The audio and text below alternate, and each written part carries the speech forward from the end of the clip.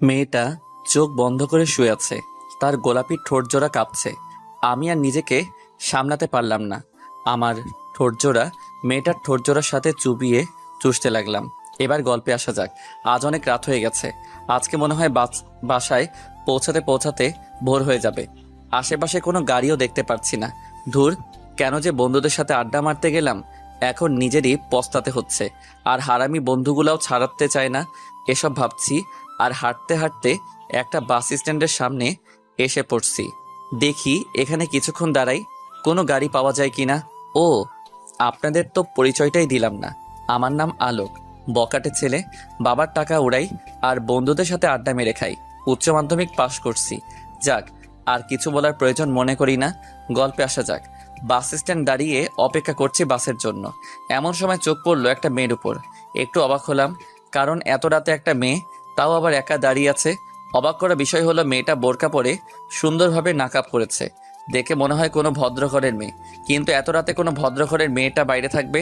দূর, দাঁড়িয়ে থাক, তাতে আমার কি। আমি পকেট থেকে মোবাইলটা বের করে টিপছিলাম আর মেয়েটার দিকে আর চোখে তাকাচ্ছিলাম।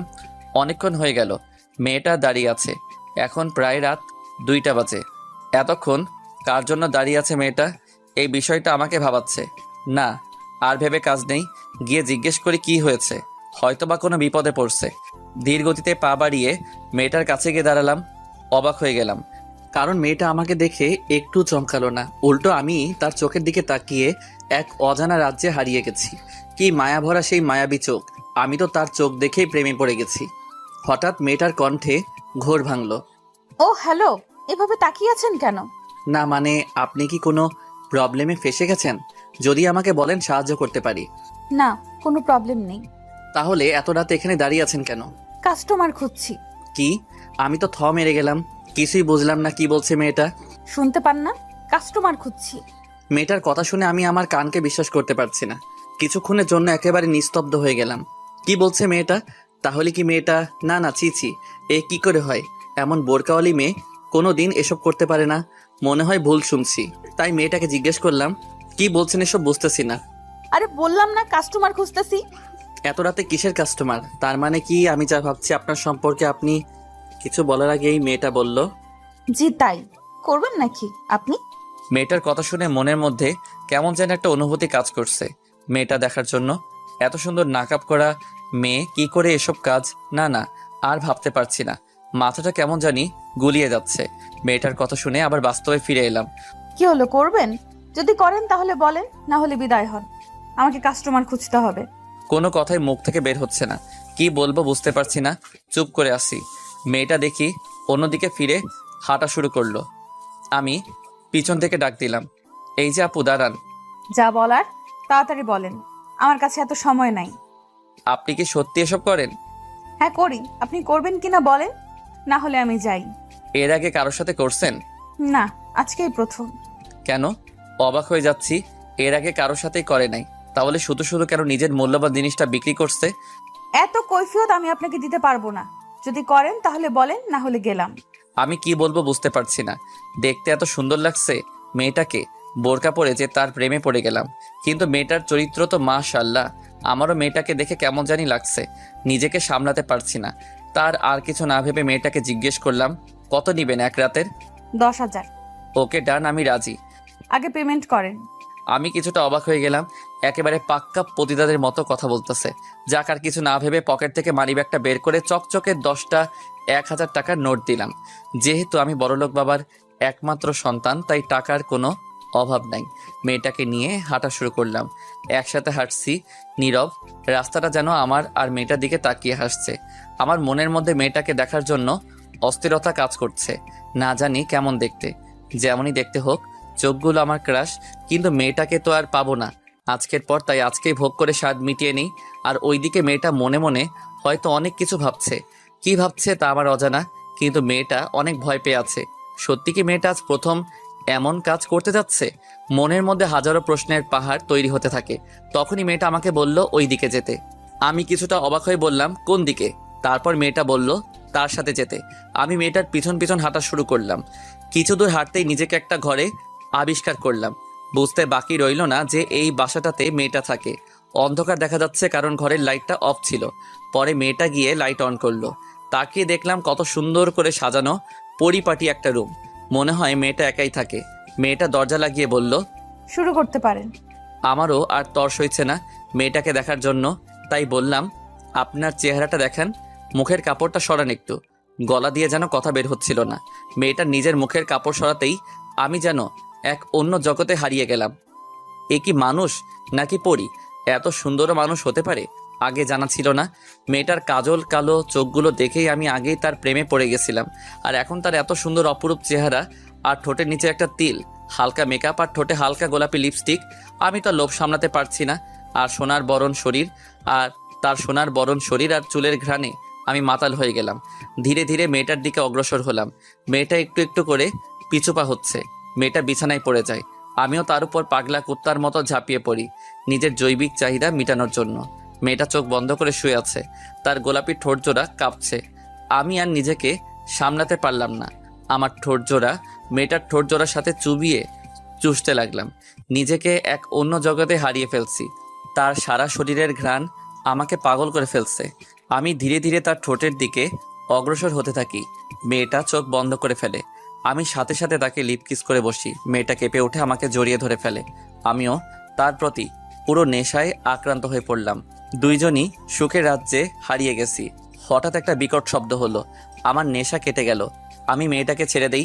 তারপর চেয়ে দেখি মোবাইলে কল আসছে। মেয়েটা বলল, যদি কিছু মনে না করেন তাহলে ফোনটা ধরতে পারি? কিন্তু আমার সামনে কথা বলতে হবে। মেয়েটা আমার কথা শুনেই ফোনটা রিসিভ করলো। ওপাশ থেকে সুন্দর একটা মিষ্টি কণ্ঠে ভেসে আসলো একটা ছোট বাচ্চার আওয়াজ। বাচ্চাটা বলছে, আপু আপু, তুমি কোথায় আছো? কখন আসবে? আমার তোমাকে ছাড়া ঘুম আসছে না। তুমি তাড়াতাড়ি আসো না আপু, আমার যে তোমাকে ছাড়া ঘুমাতে ভয় করে। কথাগুলো শুনে বুঝতে পারলাম বাচ্চাটা মেয়েটার ভাই হয়। মেয়েটা বলছে, তুমি এখনো জেগে আছো? নার্স আন্টি তোমাকে ঘুম পাড়িয়ে দেয়নি? দিয়েছিল কিন্তু আমার ঘুম আসছিল না, তাই জেগে গেছি। ফোন কিভাবে করলে? নার্স আন্টি করেছে, আমার কথা বলতে ইচ্ছা করেছিল তাই। তুমি তাড়াতাড়ি এসো না আপু, আমার তোমাকে ছাড়া ঘুম আসে না। বাবু, আমি তো কাজে আছি, এখন আসতে পারবো না। একটু পরে যাই, তুমি ততক্ষণে ঘুমাও। আমি তোমার জন্য আসার সময় চকলেট কিনে আনবো। এখন লক্ষ্মী ছেলের মতো ঘুমিয়ে পড়ো। আমি নার্স আন্টিকে বলে দিচ্ছি যাতে তোমাকে গল্প শুনিয়ে ঘুম পাড়িয়ে দেয়। আপু লাল চকলেট আনবা, ওইটা অনেক মজা। ঠিক আছে, আনবো। এখন লক্ষ্মী ছেলের মতো ঘুমিয়ে পড়ো। আচ্ছা আপু, তাড়াতাড়ি এসো। বলে ফোনটা টুট টুট শব্দ করে কেটে গেল। আমি এতক্ষণ সবকিছু চুপচাপ শুনছিলাম। মেয়েটা আমার দিকে তাকিয়ে বলল, এবার আপনি শুরু করতে পারেন। কিন্তু বাচ্চাটার কথা শুনে আমার মনের প্রশ্নের পাহাড় আরো বড় হয়ে গেল। আমি মেয়েটাকে জিজ্ঞেস করলাম, বাচ্চাটা কি হয়? ও বলল, ওর ভাই। আমার এবার জানার আগ্রহ আরো বেড়ে গেল। তাই মেয়েটাকে বললাম, আচ্ছা যদি কিছু মনে না করেন কিছু কথা জানতে পারি? জি বলুন। আমার কেন জানি মনে হচ্ছে আপনার জীবনে বড় ধরনের ঝড় উঠেছে, যার কারণে আপনি এই পথটা বেছে নিলেন। সেটা কি আমি জানতে পারি? আপনারা তো জেনে কাম নাই, যা করতে আসছেন তাই করে বিদায় হন। এবার আমার মাথা গরম হয়ে গেল। একটু বললে কি হয়? তাই রেগে বললাম, আচ্ছা করব না, আমি চলে যাচ্ছি, দেন আমার টাকা ফেরত দেন। কিছুটা ব্ল্যাকমেল করে, কারণ আমি বুঝতে পারছি মেয়েটা বিপদে পড়ছে। প্লিজ এমনটা করবেন না। আপনি চলে গেলে আমার ভাইয়ের চিকিৎসার টাকা জোগাড় করতে পারবো না। আর এত রাতে আমি আর কোনো কাস্টমারও পাবো না। প্লিজ এমন কইরেন না। আচ্ছা, আপনার ভাইয়ের কি হয়েছে? আর আপনারই বা কি হয়েছে যার কারণে আমি নিজের সতীত্ব নষ্ট করতেও পিছুপা হচ্ছেন না? সবকিছু খুলে বলুন আমাকে, তাহলে আমি যাব না। আপনি সত্যিই সব জানতে চান? তার জন্য তো জিজ্ঞেস করছি। আমার নাম মেহেরিমা জাহান। আমি কুমিল্লার বাসিন্দা। 1 বছর আগে মাধ্যমিক পাশ করে কলেজে উঠছি। আমার বাবা একজন দিনমজুর ছিলেন।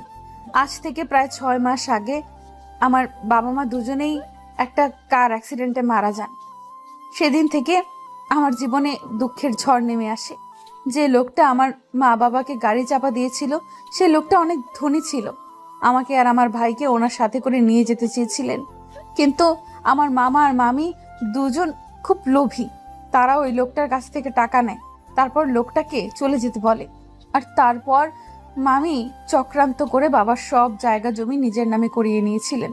ওনারা ঠিক করেছিলেন আমাকে ওনাদের ছেলের সাথে বিয়ে দিবেন, কিন্তু ওনার ছেলে অনেক খারাপ লোক ছিলেন, নেশা করত। তাই আমি বিয়েতে রাজি হইনি, কিন্তু এতে করে ওনারা আমার খাওয়া দাওয়া বন্ধ করে দিয়েছিলেন। বাধ্য হয়ে ছোট ভাইকে নিয়ে কোনো মতে পালিয়ে ঢাকা চলে আসি। ঢাকায় এসে এই ছোট্ট রুমটা ভাড়া নেই। তারপর টিউশনি করে কোনো মতে 2 ভাই বোন খেয়ে রাত কাটাতাম। এইভাবেই ভালো চলছিল আমাদের ভাই বোনের জীবন। কিন্তু তাতেও দুঃখের একটুও মায়া হলো না, আবার আমার জীবনে ঝড় তুলে দিল। একদিন ছোট ভাই খেলতে খেলতে হঠাৎ করে চিৎকার করে অজ্ঞান হয়ে পড়ে। পরে তাকে হসপিটালে নিয়ে গেলাম। ডাক্তার বলছে ওর নাকি মাথায় ছোট্ট একটা টিউমার আছে। এটা অপারেশনের মাধ্যমে বের করতে হবে, না হলে দিন দিন আরো ব্যথা বাড়তে পারে, আর তাতে ভাইটা মারাও যেতে পারে। আমি ডাক্তারকে জিজ্ঞেস করেছিলাম কত টাকা লাগবে। ডাক্তার বলছে মিনিমাম 1 থেকে 1.5 লক্ষ টাকা লাগবে। কিন্তু আমি এত টাকা পাবো কোথায়, এটাই ভেবে পারছিলাম না। চাকরি খোঁজার অনেক চেষ্টা করছি, কিন্তু তারাও একই কাজ করতে চায় আমার সাথে। আমি রাজি হলে চাকরি দেবে, না হলে দেবে না, কিন্তু আমি রাজি হই না। দিন যেতে থাকে আর আমার ভাইটা মরণের সাথে লড়াই করতে থাকে। আপনি বলুন, অতটুকু একটা ছোট্ট বাচ্চা কি করে পারবে এত ব্যথা সহ্য করতে? তাই আর কিছু না ভেবে বেরিয়ে পড়েছি নিজের গায়ে পতিতার ছাপ লাগাতে।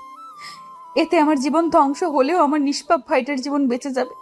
আমি ছাড়া এই দুনিয়ায় ওর আর আমার কেউ নাই। মেয়েটার কথা শুনে আমার বুকের ভেতরটা দুমড়ে মুচড়ে গেল। কেমন যেন একটা কষ্ট অনুভব করলাম। মানুষ এত নিষ্ঠুর কি করে হতে পারে? আমি মেয়েটার দিকে তাকিয়ে দেখি মেয়েটা এখনো কাঁদছে। তার চোখের নোনা জলগুলো তার চোখের কাজলের সাথে মিলে একটা খেলা করছে। আমি তাড়াতাড়ি করে পকেট থেকে রুমালটা বের করে মেয়েটার হাতে দিয়ে বললাম, নেন, এটা দিয়ে চোখের পানি মুছুন, কাঁদলে আপনাকে একটু ভালো দেখায় না। মেয়েটা রুমালটা হাতে নিয়ে চোখ মুছে কান্না করা বন্ধ করলো। আচ্ছা চলেন, এখন তো আপনার জৈবিক চাহিদা পূরণ করার পালা।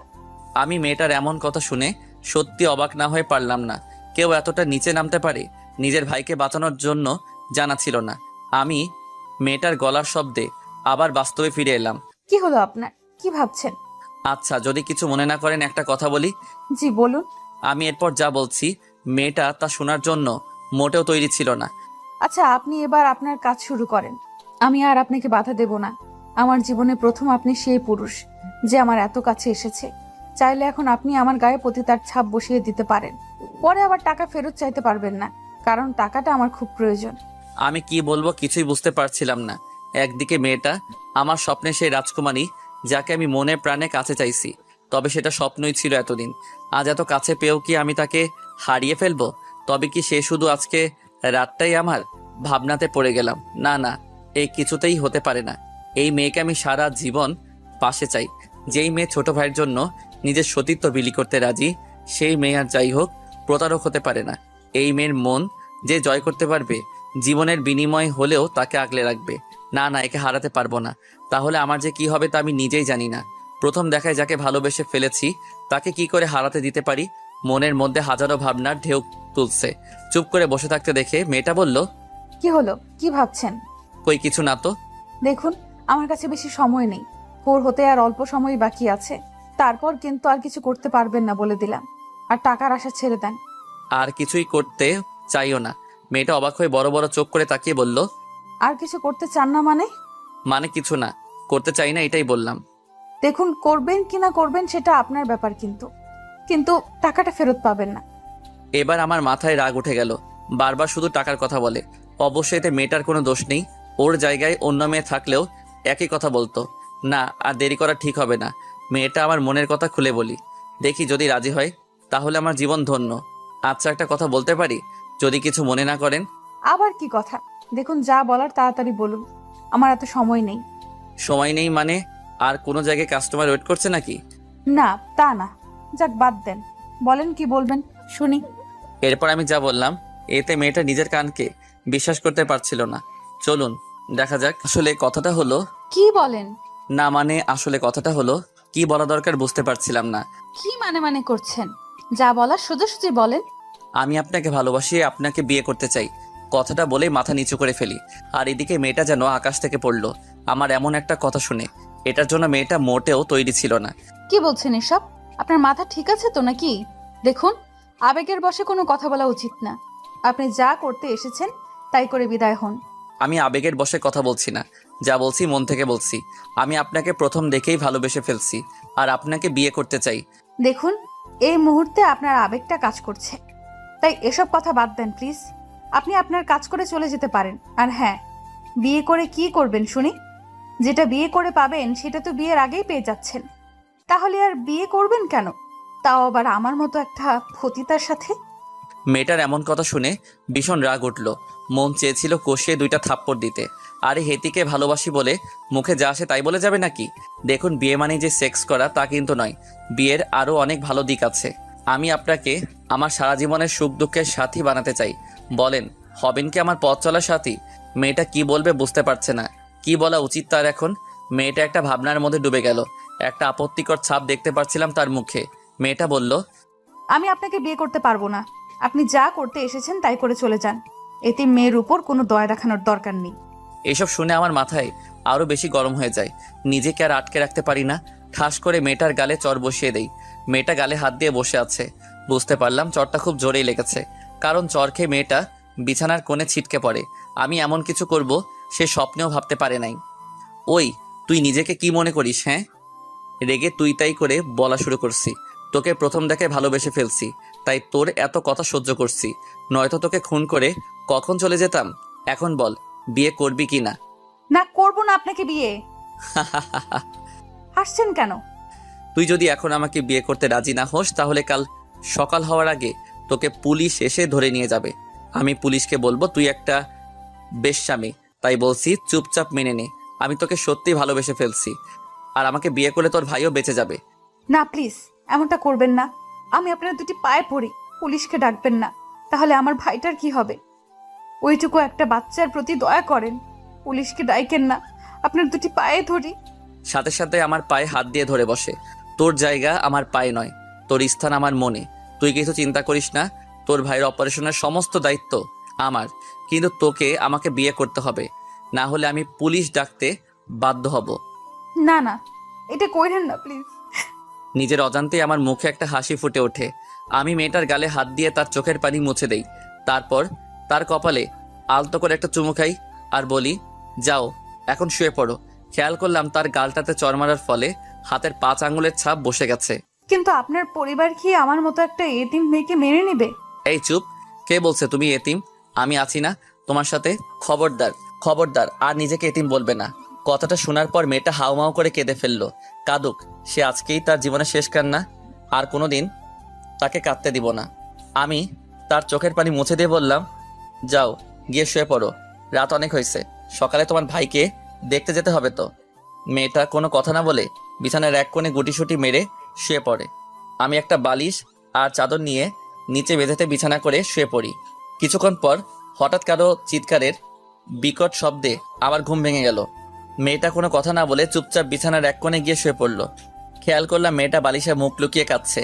আমার মন চাইছিল ওকে শক্ত করে জড়িয়ে ধরে বলি, কেঁদো না, আমি আছি তোমার পাশে। কিন্তু সেই অধিকারটুকু এখনো পাইনি। তাই আর কিছু না বলে আমি একটা বালিশ আর চাদর নিয়ে মাটিতে বিছানা পেতে শুয়ে পড়ি। এখনো কান্নার গুনগুন আওয়াজ শোনা যাচ্ছে। কি করব বুঝতে পারছি না। এখন কি আমার ওকে সান্ত্বনা দেওয়া উচিত হবে? মনে মনে ভাবছি, মেয়েটাকে এইভাবে জোর করে বিয়ে করা কি ঠিক হচ্ছে নাকি? না না, যা করছি ঠিকই করছি। পতিতা হয়ে সমাজে বসবাস করার চেয়ে আমার বউ হয়ে থাকা অনেক ভালো। এমনিতেই মেয়েটা সবকিছু হারিয়ে নিঃস্ব। এখন তার শেষ সম্বলটা যদি হারিয়ে পতিতার পরিচয় জীবন কাটায়, তাহলে হয়তো বেশি দিন বাঁচবে না। আর এমনিতে আমি ওকে প্রথম দেখেই ভালোবেসে ফেলেছি। ও শুধু আমার। ওকে যে করি হোক আমার করে পেতে হবে। পৃথিবীর সমস্ত কিছু ত্যাগ করে হলেও আমি এই মেয়েটাকে বিয়ে করব। এসব ভাবতে ভাবতে কখন যে ঘুমিয়ে পড়লাম টেরই পেলাম না। একটু পর হঠাৎ একটা চিৎকারের শব্দ শুনে আমার ঘুম ভেঙে গেল। আমি রীতিমতো ভয় পেয়ে লাফিয়ে উঠছি। উঠে দেখি মেয়েটা ভয়ে চুপসে গেছে। আমি ওর কাছে তাড়াতাড়ি করে গিয়ে ওকে জড়িয়ে ধরি, আর মেয়েটাও আমাকে শক্ত করে জড়িয়ে ধরে ফেললো। আমার বুঝতে আর বাকি রইল না যে মেয়েটা স্বপ্ন দেখে ভয় পাইছে। কি হলো, কোনো খারাপ স্বপ্ন দেখলে নাকি? আমার আমার আমার ভাই কোথায়? ওকে দেখতে পাচ্ছি না। বুঝতে পেরেছি, মেয়েটা ওর ভাইকে নিয়ে কোনো খারাপ স্বপ্ন দেখেছে। তোমার ভাই হসপিটালে, তুমি জানো না? মেয়েটার হুঁশ ফিরল, এতক্ষণ ভয়ে ঘোরের মধ্যে ছিল। হুঁশ ফিরতেই আমাকে এক ঝটকা দিয়ে সরিয়ে দিল। তারপর তার কান্নার মাত্রা আরো বেড়ে গেল। ইস, কত সুন্দর লাগে কাঁদলে, একদম বাচ্চাদের মতো। কিন্তু এখন রোমান্স করার সময় নাই। ওই, কাঁদছো কেন? কি হয়েছে? কিছু না। মেয়েটা তার চোখের পানি মুছে কান্না বন্ধ করে। কি হলো বলো, কি হয়েছে? আচ্ছা, কিছু কথা বলার ছিল। হ্যাঁ বলো, কি বলবে? আপনি আমাকে সত্যিই ভালোবাসেন? আর আমাকে কি সত্যিই বিয়ে করতে চান? হ্যাঁ, আমি তোমাকে সত্যি ভালোবাসি আর তোমাকে বিয়ে করতে চাই। কিন্তু আপনার পরিবারের সবাইকে আমাকে মেনে নেবে? পরিবার বলতে তেমন কেউ নেই, আছে শুধু বাবা। বাবা তার ব্যবসা নিয়ে ব্যস্ত থাকেন, আর আমি সারাদিন ঘুরি ফিরি আর খাই। আর আপনার মা? শুনেছি উনি নাকি আমার জন্মের পর মারা গেছেন। ছোটবেলা থেকেই বাবা আমার সবকিছু দেখাশোনা করছেন। এইভাবে কথা বলতে বলতে ভোরের আজান দিয়ে দিল। মেয়েটা আমাকে বলল, আচ্ছা, এখন আজান দিচ্ছে, যান নামাজটা পড়ে আসুন। আমি ভাবলাম কিছুটা দুষ্টামি করা যাক। আসলে আমার না খুব ঘুম পাচ্ছে, আমি ঘুমাই বলেই মেয়েটার কোলে মাথা রেখে শুয়ে পড়লাম। আর খেয়াল করলাম মেয়েটার মুখে একটা হাসির ঝলক। ওই কি করছেন, যান নামাজটা পড়ে আসুন আগে, তারপর ঘুমায়েন। না না, আমি যাব না, আমি ঘুমাই, তুমি পড়ো। আমি কোনো বেনামাজি পুরুষকে বিয়ে করতে পারবো না, কারণ যে তার সৃষ্টিকর্তাকে ভালোবাসতে পারে না সে আমাকে কি ভালোবাসবে? বুঝেছি। আপনি আমার সাথে মজা করছেন এতক্ষণ। নেন আপনার টাকা নেন, যান যান এখান থেকে। আপনাকে বিয়ে তো দূর, আপনার চেহারাও দেখতে চাই না। আমি সাথে সাথে উঠে পড়লাম, ওর দিকে করুণ চোখে তাকিয়ে থাকলাম। এখন আমাকে এইভাবে ব্ল্যাকমেইল করছো? বিয়ের পর কি করবে শুনি? সেটা পরে ভেবে নিব, এখন যান। আচ্ছা যাচ্ছি। বিছানা থেকে উঠে ফ্রেশ হয়ে নামাজ পড়তে চলে গেলাম মসজিদে। নামাজ পড়ে আসে দেখি নাস্তা রেডি। মেয়েটা আমাকেই দেখেই বলল, চলে আসছেন, বসুন নাস্তাটা করে নেন। নাস্তা বানালে কখন? এই তো একটু আগে। আপনি বসুন, আমি বেড়ে দিচ্ছি। আমি মনে মনে খুশিতে নাচতেছি। বের আগে হবু বউয়ের হাতে রান্না খাবো, উফ কি খুশিটাই না লাগছে। আমি গিয়ে টেবিলে বসে পড়লাম। তারপর আমাকে খাবার বেড়ে দিয়ে দাঁড়িয়ে আছে। কি হলো, তুমি খাবে না? খাবো পরে, আপনি আগে খেয়ে নেন। না, তুমি বসো, দুজনে একসাথে খাবো। ওকে খাবার টেবিলে বসানোর জন্য ওর হাত ধরতে চিৎকার করে উঠলো। দেখলাম ওর চোখ বেয়ে নোনা পানি ঝরছে। কি হলো কিছুই বুঝলাম না। খাবার টেবিল থেকে উঠে পড়লাম। চোখ পড়লো ওর হাতের উপর, দেখলাম অনেকখানি পুড়েছে। এটা কিভাবে হলো তোমার? একটু ছ্যাঁকা লাগছে, সমস্যা নাই, ঠিক হয়ে যাবে। যান আপনি খেয়ে নেন। সমস্যা নাই মানে? কতখানি পুড়ছে? আর তুমি বলছো একটুখানি? ওষুধ লাগাওনি? লাগিয়েছি। আচ্ছা এখানে বসো। আমি ওকে জোর করে টেবিলে বসালাম। তারপর ভাতের প্লেটটা হাতে নিয়ে ওকে খাইয়ে দিতে শুরু করলাম। খেতে চাইছিল না, তাও জোর করে খাওয়াইছি। খাওয়া দাওয়া শেষ করে দুইজনে রেডি হয়ে বেরিয়ে পড়লাম। গন্তব্য হসপিটাল, যেখানে ওর ভাই চিকিৎসাধীন রয়েছে। যাওয়ার সময় মেয়েটা ওর ভাইয়ের জন্য একটা চকলেট কিনলো। টাকাটা আমি দিতে চাইছিলাম কিন্তু ও দিতে দেয় নাই। পরে দুইজনে হাসপাতালে পৌঁছে গেলাম। হাসপাতালে পৌঁছানোর পরে বাচ্চাটা তার আপুকে দৌড়ে এসে জড়িয়ে ধরে কোলে উঠে পড়ল। কি ভালোবাসা দুই ভাই বোনের মধ্যে। বাচ্চাটা ওর বোনকে চুমু খেলো, আর মেয়েটাও একই কাজ করলো। আমি শুধু তাকিয়ে তাকিয়ে দেখছিলাম তাদের ভালোবাসার এই রংটা। সত্যি কি আজকের যুগে এমন মেয়ে আর একটাও আছে যে নিজের ভাইয়ের জন্য নিজের সতীত্বকে বিলি করতে পারে? আমার জানা মতে আজকের যুগে এমন মেয়ে আর একটাও মেয়ে নেই। এই গল্পে এই এক পিসি আছে। তারপরও বাচ্চাটার চোখ পড়ল আমার উপর। আপু, আপু, ওই আঙ্কেলটা কে? বাচ্চাটার মুখে আঙ্কেল শব্দটা শুনে আমি তো থ মেরে গেছি। বলে কি পুচকোটা, আমি আর আঙ্কেল? এখনো বিয়েই করলাম না, আর দাড়িও তো নেই। শিওর হওয়ার জন্য গালে আর একবার হাত দিয়ে দেখলাম দাড়ি উঠছে কিনা। না, কোনো দাড়ি নেই। তাহলে এই পুচকোটা আঙ্কেল বলল কেন? আর মেয়েটাও পারে বটে, আমাকে আঙ্কেল বলছে। আরও মুচকি মুচকি হাসি দিচ্ছে, যা আজকে মনে হয় বুড়ো হয়ে গেলাম। ওই আঙ্কেলটা তোমাকে দেখতে আসছে। আমার আর কিছু করার নাই। বাচ্চাটা তার আপুর কোল থেকে নেমে গেল, তারপর আমার কাছে আসলো। আমি হাঁটু গেড়ে তার সামনে বসলাম। আঙ্কেল, আঙ্কেল, আপনি সত্যি আমাকে দেখতে এসেছেন? হ্যাঁ, তোমার জন্যই তো আসছি। তার আগে তুমি আমাকে ভাইয়া বলে ডাকো। তোমার জন্য একটা গিফট আছে। কি গিফট আঙ্কেল? দেন না, দেন। উফ, আবার আঙ্কেল? ভাইয়া বলো, তাহলে দিব। আচ্ছা দেন, আগে দেখি। চোখ বন্ধ করো তোমার। বাচ্চা মানুষ তো, তাই বলার সাথে সাথে চোখ বন্ধ করে ফেলে। আমি একবার মেয়েটার দিকে তাকিয়েছিলাম, খেয়াল করছি মুচকি মুচকি হাসছে। এবার চোখ খুলো। পকেট থেকে একটা কিটক্যাট বের করে তার চোখের সামনে ধরি। ওয়াও আঙ্কেল, এত বড় চকলেট, এটা আমার জন্য? ধুর ছাই, বাচ্চাটা তো মহাপাজি, কিছুতেই কথা শুনছে না। আবারও আঙ্কেল বলছে, হ্যাঁ এটা তোমার জন্য, কিন্তু তোমাকে দিব না। কথাটা শোনা মাত্র বাচ্চাটার মুখটা কালো হয়ে গেল, মাথা নিচু করে দাঁড়িয়ে রইল, কোনো কথা বলছে না। আরে কি হলো তোমার? এমন মুখ গোমড়া করে দাঁড়িয়ে রইল কেন? এই চকলেটটা তোমার, তোমার জন্যই তো এনেছি, কিন্তু তার আগে ভাইয়া ডাকো একবার। বাচ্চাটা খুশি হয়ে আমাকে জড়িয়ে ধরে বলে, সত্যি এটা আমার জন্য? তোমার জন্য, কিন্তু এখন থেকে ভাইয়া বলে ডাকবা, কেমন? কথাটা বলে বাচ্চাটার হাতে চকলেটটা ধরিয়ে দিলাম। সাথে সাথে বাচ্চাটা আমার গালে চুমু দিয়ে বলল, থ্যাংক ইউ ভাইয়া, তুমি অনেক ভালো। তাই তুমিও অনেক ভালো। আচ্ছা ভাইয়া, এই চকলেটটা অনেক দামি তাই না? বেশি না, একটু। ও আচ্ছা, তাহলে এটা নিয়ে নেন, এটা আমার লাগবে না। আমি অবাক হয়ে গেলাম। কেন কেন, চকলেটটা কি তোমার ভালো লাগে নাই? ভালো লাগছে, কিন্তু আমার আপু বলছে দামি জিনিস আমাদের মতো গরিবের কপালে জুটে না। আর চকলেটটা এত দামি, এর টাকাও আপু দিতে পারবে না। তাই বলছি এটা নিয়ে নেন, আমার একটাতেই হবে। বাচ্চাটা এমন একটা কথা শুনে আমার মাথা গোলাতে শুরু করলো। আমি একবার মেয়েটার দিকে তাকিয়ে দেখলাম মেয়েটার মুখখানিও কালো হয়ে গেছে। সত্যি কতটা কষ্টে না এতদিন জীবন যাপন করছে। যা, এই বাচ্চাটা বুঝতে পেরে গেছে টাকার মূল্য। দুনিয়াতে সব টাকারই খেলা। হঠাৎ বাচ্চাটার ডাকে আবার ধ্যান ভাঙলো। ভাইয়া এই নাও, আমার এটা লাগবে না, আমি এই একটাই খাবো। আরে, এটার টাকা তোমাকে দিতে হবে না। দোকানদার তোমার সাথে দেখা করতে এসেছি শুনে এমনি একটা দিয়ে দিছে। তুমি নাকি চকলেট খুব ভালোবাসো, তাই তো তোমার পছন্দের লাল চকলেটটা দিল। সত্যি বলছো? সত্যি। এখন যাও, গিয়ে শুয়ে আরাম করে খাও। ওকে ভাইয়া। বলেই সাথে সাথে আমার গালে আর একটা চুমু দিয়ে দৌড়ে ওর আপুর কাছে চলে গেল। ওর আপু মানে মেয়েটা তাকে বেডে বসিয়ে দিয়ে চকলেট খেতে বলল। বাচ্চাটা মহা আনন্দে চকলেট খাচ্ছিল। মেয়েটা আমার সামনে এসে দাঁড়ায়, বলল, চকলেট কখন কিনলেন? আমি তো দেখলাম না। তোমাকে না বলে কিনেছি, বললে কি কিনতে দিতে, তাই না বলে লুকিয়ে কিনছি। ও আচ্ছা। হুঁ, এখন চলো কোথায়? ডাক্তারের কাছে, দেখি আর একবার কি বলে তার নিজের কানে শুনি। মেয়েটাও আর কোনো আপত্তি করলো না। তার ভাইকে বলে আসলো কোথাও যেন না যায়, আর যেন দুষ্টমি না। আর বাচ্চাটা মাথা নাড়িয়ে হ্যাঁ সুযোগ জবাব দিল, কারণ পুচকোটা চকলেট খাওয়ায় ব্যস্ত। আমি আর মেয়েটা যেতে যেতে কথা বলছি, কিন্তু ডাক্তারের কেবিনে ঢুকেই খেলাম এক ধাক্কা। অবাক হয়ে গেলাম, কারণ কেন জানেন? চলুন দেখা যাক। আসতে পারি স্যার? আসুন। ডাক্তারকে দেখে আমি পুরো থ মেরে গেলাম, কারণ ডাক্তারটা আমার আব্বুর বন্ধু আর আমাদের ফ্যামিলি ডাক্তার। আরে, এ তো দেখছি আলোক, বাবা জীবন। এতদিন কই থেকে এলে? আঙ্কেল, আপনি এখানে কিভাবে? 6 মাস হলো বদলি হয়ে এসেছি। তা তোমার বাবার কি খবর? সে এখন কেমন আছে? আর তুমি হঠাৎ কি মনে করে? আমার আর আঙ্কেলের আলাপ দেখে মেয়েটা অবাক হয়ে তাকিয়ে থাকে, কোনো কথা বলে না। জি আঙ্কেল, আব্বু ভালো আছে। আসলে হয়েছে কি আঙ্কেল, আমি ওর ভাইয়ের ব্যাপারে একটু জানতে চেয়েছিলাম। কি হয়েছে এর ভাইয়ের? ও, এই কথা। আচ্ছা বসো, বলছি। দুইজনেই চেয়ারে বসে পড়লাম। তারপর ডাক্তার আঙ্কেল আমাকে সব খুলে বললেন।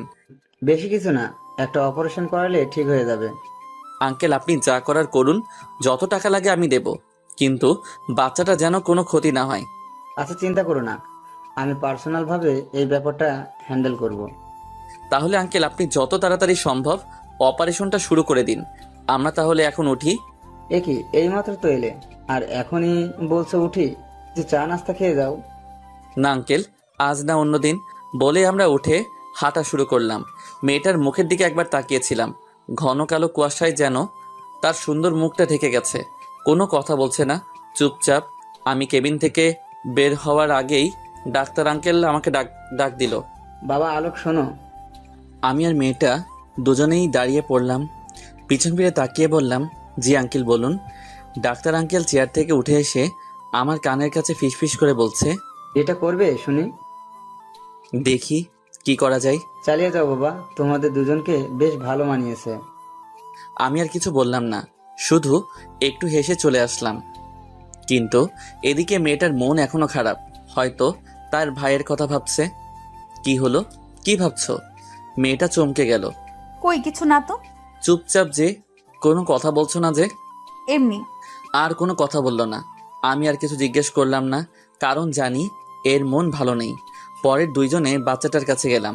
আমি মেয়েটাকে বললাম, শোনো, আমি কিছুক্ষণের জন্য একটু বাসায় থেকে ঘুরে আসি, বাবার সাথে কিছু কথা আছে তো তাই। মেয়েটা ওর ছোট ভাইয়ের পাশে বসে মাথায় হাত বুলিয়ে দিচ্ছিল। আচ্ছা। আর কিছু বলল না, হয়তো লজ্জাবোধ কাজ করছে তাই। আচ্ছা, তাহলে আমি এখন আসি, চিন্তা করো না, আমি বিকাল হওয়ার আগেই চলে আসবো। ওকে। আমিও আর কিছু না বলে বেরিয়ে পড়লাম বাড়ির উদ্দেশ্যে। গাড়িতে বসে বসে ভাবছি বাবাকে আজ সবকিছু খুলে বলবো। তিনি নিশ্চয়ই আমার কথা রাখবেন। আরও অনেক কথা ভাবতে ভাবতে বাড়িতে এসে পৌঁছালাম। কিন্তু কে জানতো যে বাড়িতে আমার জন্য একটা সারপ্রাইজ অপেক্ষা করছে। গেটে গিয়ে টোকা দিতে দারোয়ান কাকা গেট খুলে দিল, আর সাথে একটা চিঠি আর বাসার চাবিও দিল। মেয়েটির কাছ থেকে বিদায় নেওয়ার আগে মাথায় একটা দুষ্টবুদ্ধি খেলে গেল, কিন্তু কি আর করার, জানি সে প্রশ্রয় দেবে না। তাই হসপিটাল থেকে বাসার উদ্দেশ্যে বেরিয়ে পড়লাম। বাসে উঠে বসলাম। মনের মধ্যে এই 2 দিনে মেয়েটিকে নিয়ে অনেক স্বপ্ন এঁকে ফেলছি। যে করেই হোক এই স্বপ্নগুলোকে আমার পূরণ করতেই হবে। মেয়েটিকে ছাড়া যে আমি এক মুহূর্ত ভাবতে পারছি না। সারাদিন শুধু ওর কথাই মনে পড়ে। এটাই হয়তো সত্যিকারের ভালোবাসার টান। বেশ বুঝতে পারছি মেয়েটার মন এখনো খারাপ, কারণ চলে আসার সময় ওর মুখটা কেমন কালো হয়ে গিয়েছিল। আর এদিকে বাড়িতে গিয়ে প্রথমে বাবাকে সবকিছু খুলে বলবো ভাবছি। ভাবতে ভাবতে গাড়ি থেকে নেমে বাসার সামনে আসলাম। তারপর গেটে টোকা দিতেই দারোয়ান কাকা গেট খুলে দিল। আলোক বাবা, তুমি কালকে সারা রাত কোথায় ছিলে? জানো বড় সাহেব কত চিন্তা করছিল তোমার জন্য। বন্ধুদের সাথে ছিলাম কাকা, কিন্তু এতে চিন্তা করার কি আছে? আমি তো বাবাকে বলেই গিয়েছিলাম যে আমি রাতে বাড়িতে নাও ফিরতে পারি। এই নাও, বড় সাহেব এগুলো তোমাকে দিতে বলেছিল।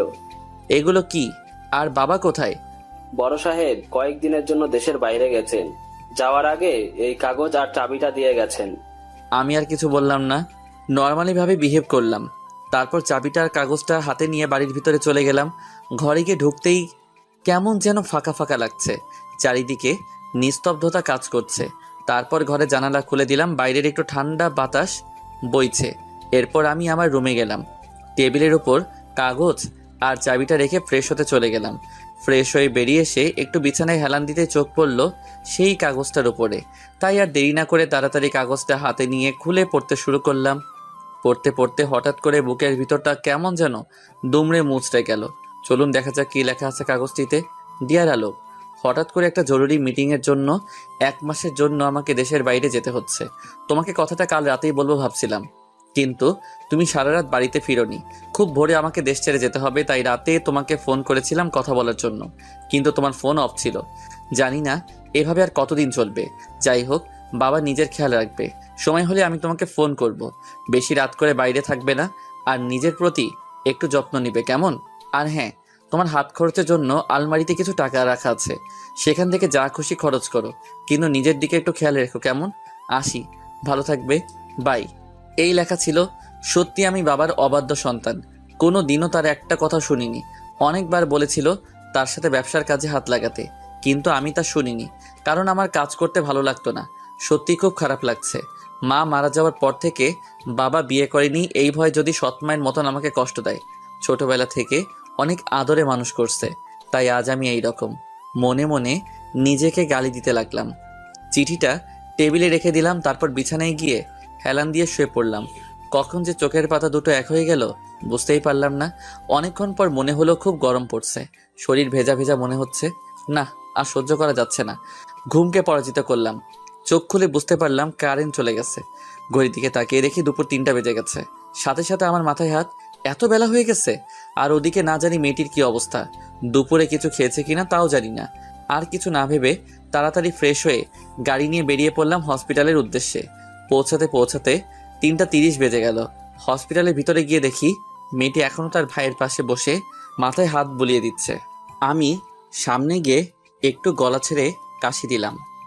মেয়েটা আমার দিকে ঘুরে তাকায়, কিন্তু কোনো রিয়াকশন নেই। ও ঘুমিয়ে পড়ছে। হুম দুপুরে খাবার খাইছে?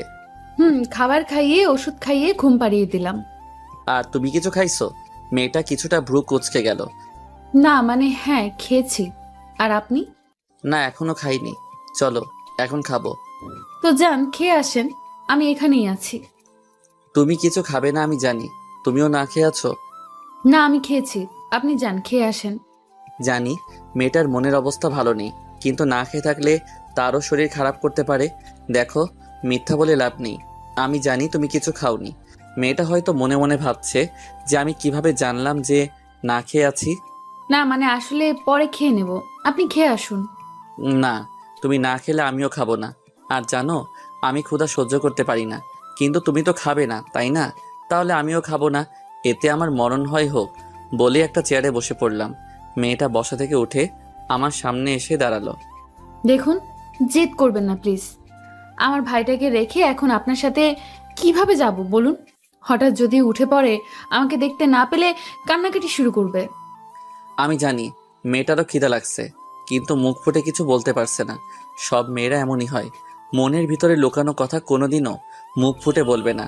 কিন্তু তোমার ভাই তো এখন ঘুমাচ্ছে, চিন্তা করো না। ওর উঠে পড়ার আগে আমরা চলে আসব। আর উঠে পড়লে ওর নার্স আন্টি তো আছেই দেখে রাখার জন্য, তাই না? তাই প্লিজ চলো আমার সাথে। অনেক জোরাজুরি করার পর রাজি করালাম। একজন নার্সকে বাচ্চাটার সামনে রেখে দুজন বেরিয়ে পড়লাম। হসপিটালের সিঁড়ি দিয়ে নামছিলাম দুজনে, হঠাৎ করে মেয়েটা পায়ে হোঁচট খেয়ে প্রায় পড়ে যাওয়ার মতো অবস্থা হয়। আমি তাড়াতাড়ি করে ধরে ফেলি। এতে মেয়েটা কিছুটা লজ্জা বোধ করে আর পায়ে একটু আঘাত পায়। হাঁটতে পারছে না মেয়েটা, হয়তো পায়ে একটু বেশি ব্যথা পাইছে। আমার কাঁধে হাত রেখে হাঁটা শুরু করলো, কিন্তু এমন করে খুঁড়িয়ে হাঁটলে সন্ধ্যা হয়ে যাবে। আর এদিকে আমার খিদেই প্রাণ যায়। দূর চাই কি করব বুঝতে পারছি না। হঠাৎ করে মাথায় একটা শয়তানি বুদ্ধি এলো। মেয়েটার দিকে তাকিয়ে একটু হাসি দিয়ে মেয়েটাকে কোলে তুলে ফেললাম। ওরে বাবা রে, কি ভারী রে, দেখে বোঝা যায় না কিন্তু পুরাই ময়দার বস্তা। আমি এমন কিছু একটা করব তা মেয়েটা কখনো ভাবিনি। লজ্জায় সে তার চোখ বন্ধ করে ফেলে। আমি আস্তে আস্তে করে মেয়েটাকে নিয়ে নামছি। কি রোমান্টিক সিন দেখলে আপনাদেরও হিংসা হবে, যেমন হিংসা হয়েছিল হাসপাতালের মানুষগুলোর।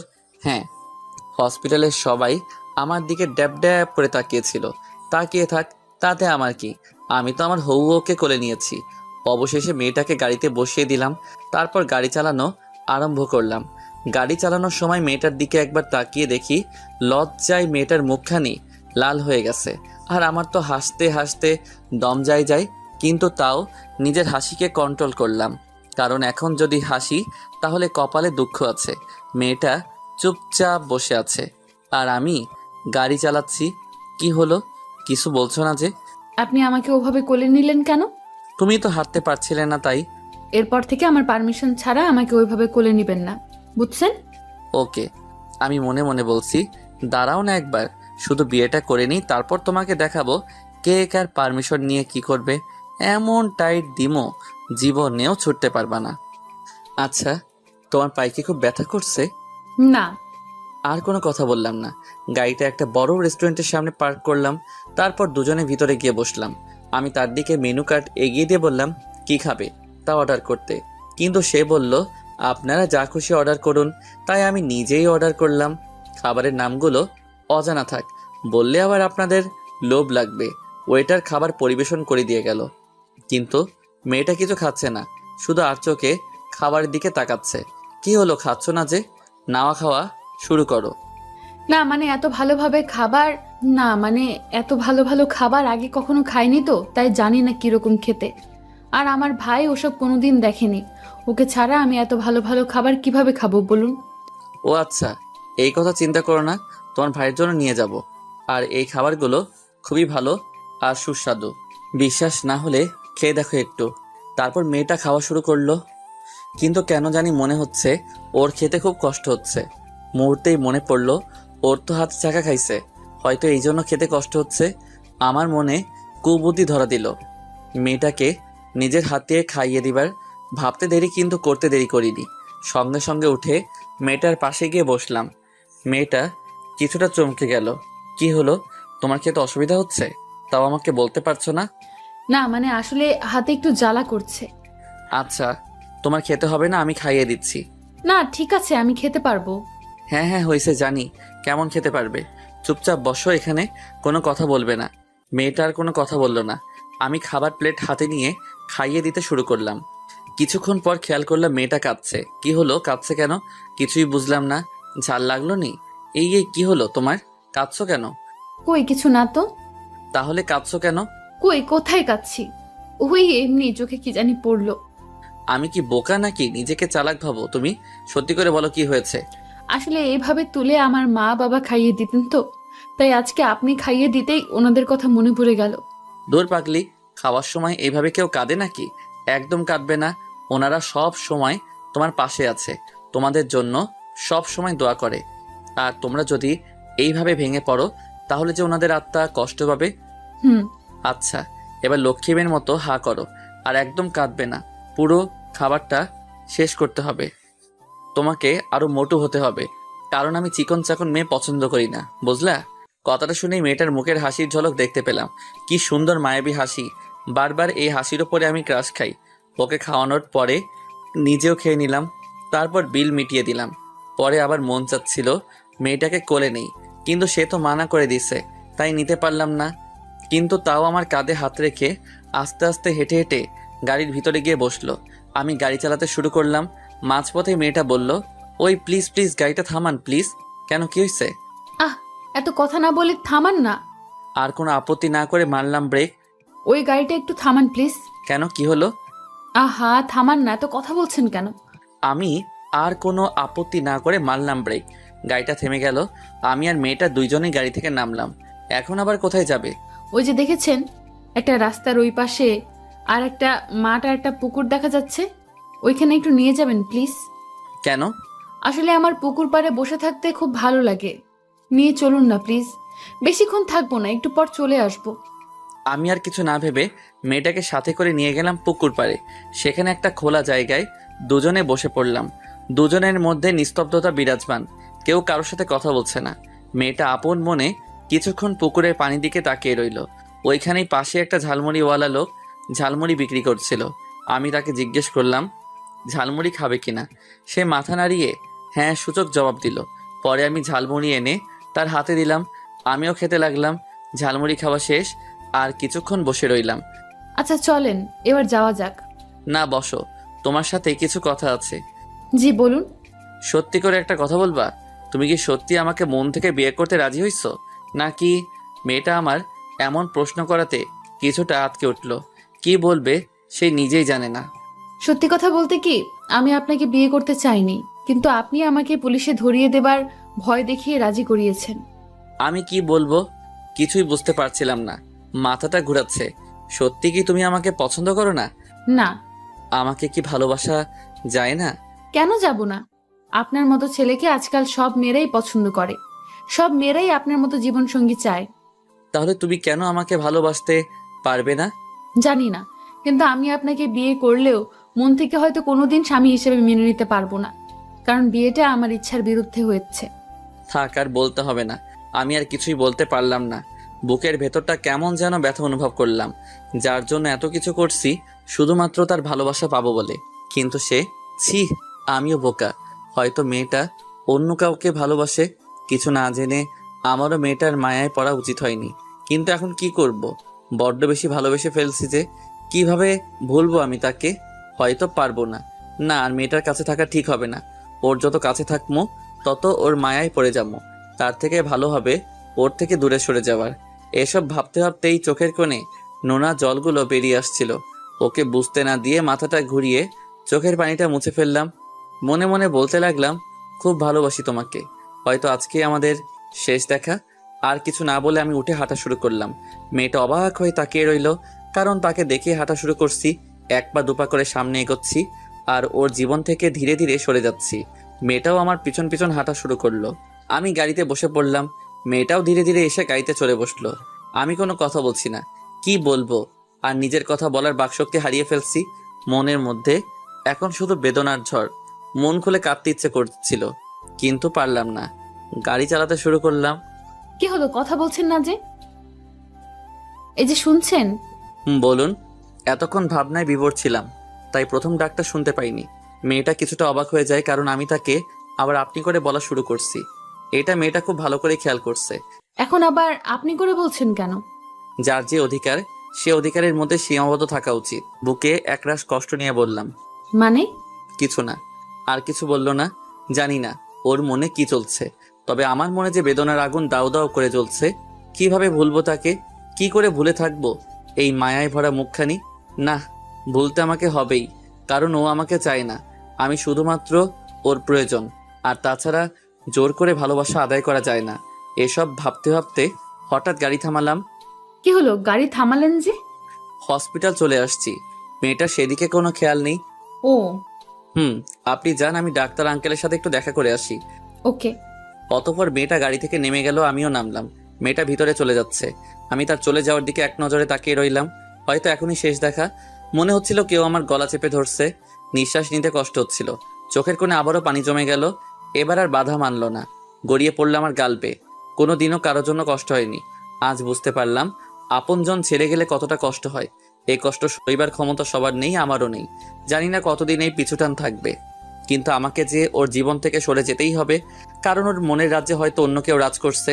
হাত দিয়ে চোখের পানি মুছে নিলাম, তারপর চলে গেলাম ডাক্তার আঙ্কেলের কেবিনে ওনার সাথে দেখা করতে। আঙ্কেল, আসতে পারি? আরে আলোক বাবা যে, এসো এসো, বসো। তোমার কথাই ভাবছিলাম। কেন আঙ্কেল? দেখো, আমরা ঠিক করেছি যে আজকেই বাচ্চাটাকে অপারেশন করব।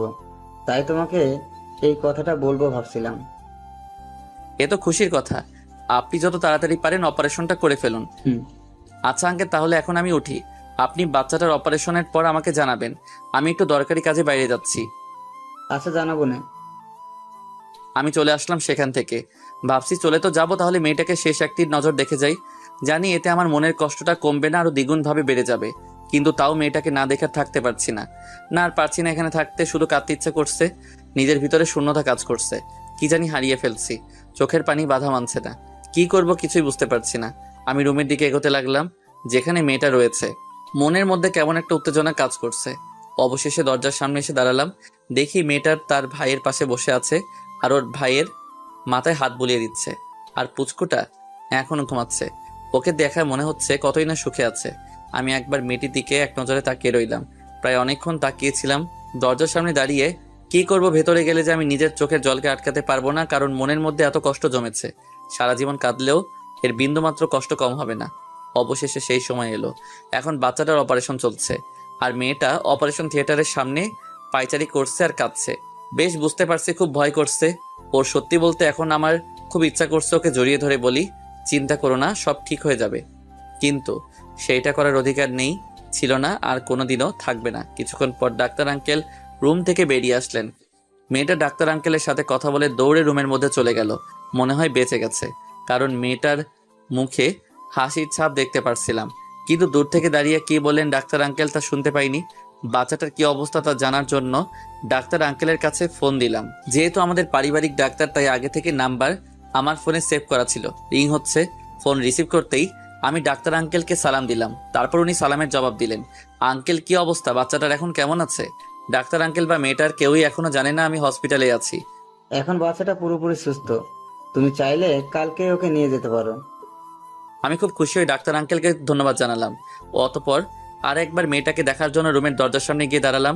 দেখি মেয়েটা বসে আছে, তার চোখে পানি, হয়তো অনেক ভয় পেয়েছিল তাই কেঁদেছিল। আমি একটিবার মন ভরে দেখে বেরিয়ে আসলাম হসপিটাল থেকে। গাড়িতে বসে পড়লাম, আপন গতিতে গাড়ি চালাতে লাগলাম। মনের ভিতরে সব কষ্টগুলো চোখের অশ্রু হয়ে ঝরছে। চলে আসলাম বাড়িতে। বাড়িতে এসে বিছানায় মুখ লুকিয়ে চিৎকার করে কাঁদতে লাগলাম। ঘরের চার দেয়ালে আমার চিৎকার আর আর্তনাদের শব্দ ভেসে বেড়াচ্ছে। কাঁদতে কাঁদতে বিছানা থেকে উঠলাম, টেবিলে বসলাম, খাতা আর কলম নিয়ে একটা চিঠি লিখলাম, আর আলমারি থেকে কিছু টাকা বের করে নিলাম। চিঠিটা আর টাকাগুলো একসাথে একটা প্যাকেটে মুড়িয়ে নিলাম। তারপর আবার হসপিটালে যাওয়ার জন্য বেরিয়ে পড়লাম। হসপিটালে গিয়ে মেয়েটার রুমের সামনে দাঁড়িয়ে আছি, কিন্তু কি করব কিছুই বুঝতে পারছি না। আমি তো আর ওর সামনে যাব না, না কোনোদিন ওর সামনে আসবো না। ভালো থাকুক সে তার মনের মানুষকে নিয়ে, কিন্তু এই প্যাকেটটা কিভাবে ওর হাতে দেওয়া যায়? একটু পর দেখলাম একটা মেয়ে এদিকে আসছে, হয়তো নার্স হবে। আমি ওই মেয়েটার হাতে প্যাকেটটা দিয়ে বললাম ভিতরে বসে থাকা মেয়েটিকে দিতে। মেয়েটি তাই করলো। আমিও এসে একটা একটা করে সিগারেট খাওয়া শুরু করলাম। সিগারেটের ধোঁয়া আমার ভিতরে পুড়ে ছারখার হয়ে খাচ্ছে। এর আগেও তো সিগারেট খেয়েছি, কিন্তু কখনো এতটা জ্বালা করেনি যতটা আজকে করছে। সবগুলো সিগারেট শেষ করলাম, পরে মদের বোতলের মুখটাটা খুলে ঢকঢক করে পুরোটা মদ খেয়ে ফেললাম। তাতেও কেন জানি কোনো কাজ হচ্ছে না। মনের মধ্যে উথাল পাতাল করছে, চোখ গড়িয়ে নোনা জল পড়ছে। আমি চিৎকার করে বলছি, হে আল্লাহ, কেন এতটা কষ্ট দিচ্ছ আমায়? কি ক্ষতি করেছি আমি তোমার? তোমার কি একটু দয়া হয় না তোমার বান্দারের আর্তনাদ শুনে? এনে দাও ওকে আমার জীবনে, ওকে ছাড়া যে আমি বাঁচবো না। ফিরিয়ে দাও। অবশেষে মাথা ঘুরিয়ে মেঝেতে পড়ে রইলাম। তারপর আর কিছু মনে নেই। আর ওইদিকে মেয়েটার হাতে চিঠিটা দেওয়ার পর ভাবছে কে দিয়েছে চিঠিটা, কারণ আমি নার্সকে মানা করে দিয়েছি আমার কথা না বলতে। মেয়েটা চিঠিটা খুলে পড়তে শুরু করলো। ডিয়ার অজানা ভালোবাসা, জানি না কি মায়ায় পড়েছি আমি। তোমাকে না দেখে এক মুহূর্ত থাকতে পারছি না। প্রথম যেদিন রাতে তোমার সাথে আমার দেখা, তখন তোমাকে দেখার একটা কৌতূহল ছিল, আর দেখার পর সেই কৌতূহলটা ভালোবাসার রূপ নিল, যাকে বলে লাভ এট ফার্স্ট সাইট। সেই জন্য তোমাকে নিজের করে পেতে চেয়েছিলাম, কারণ এর আগে কোনোদিনও কোনো মেয়েকে এতটা কাছ থেকে দেখিনি যতটা তোমাকে দেখছি। সত্যি বলছি, তোমার ওই কাজল কালো মায়াবী চোখ আর ঠোঁটের মাতাল করা হাসি আমি না দেখে থাকতে পারবো না। এই 2 দিনে তোমাকে নিজের থেকেও বেশি ভালোবেসে ফেলছি। কিন্তু কথায় আছে না, অতি সুখ কপালে সয় না। আমারও ঠিক তাই হয়েছে। কোনোদিন কোনো কিছুর অভাব হয়নি। না চাইতে সবকিছু পেয়ে গেছি। শুধু পাইনি কারো ভালোবাসা। তোমাকে ভালোবেসেছিলাম। ভেবেছিলাম তোমার ভাইয়ের অপারেশনের পর বিয়ে করে সুখে সংসার করব, কিন্তু তা আর হয়ে উঠলো না। তুমি তো আমাকে কোনোদিন তোমার স্বামী হিসেবে মেনে নিবে না, তাই চলে যাচ্ছি সে অচেনা অজানা পথে যেখানে দেখা পেয়েছিলাম তোমার।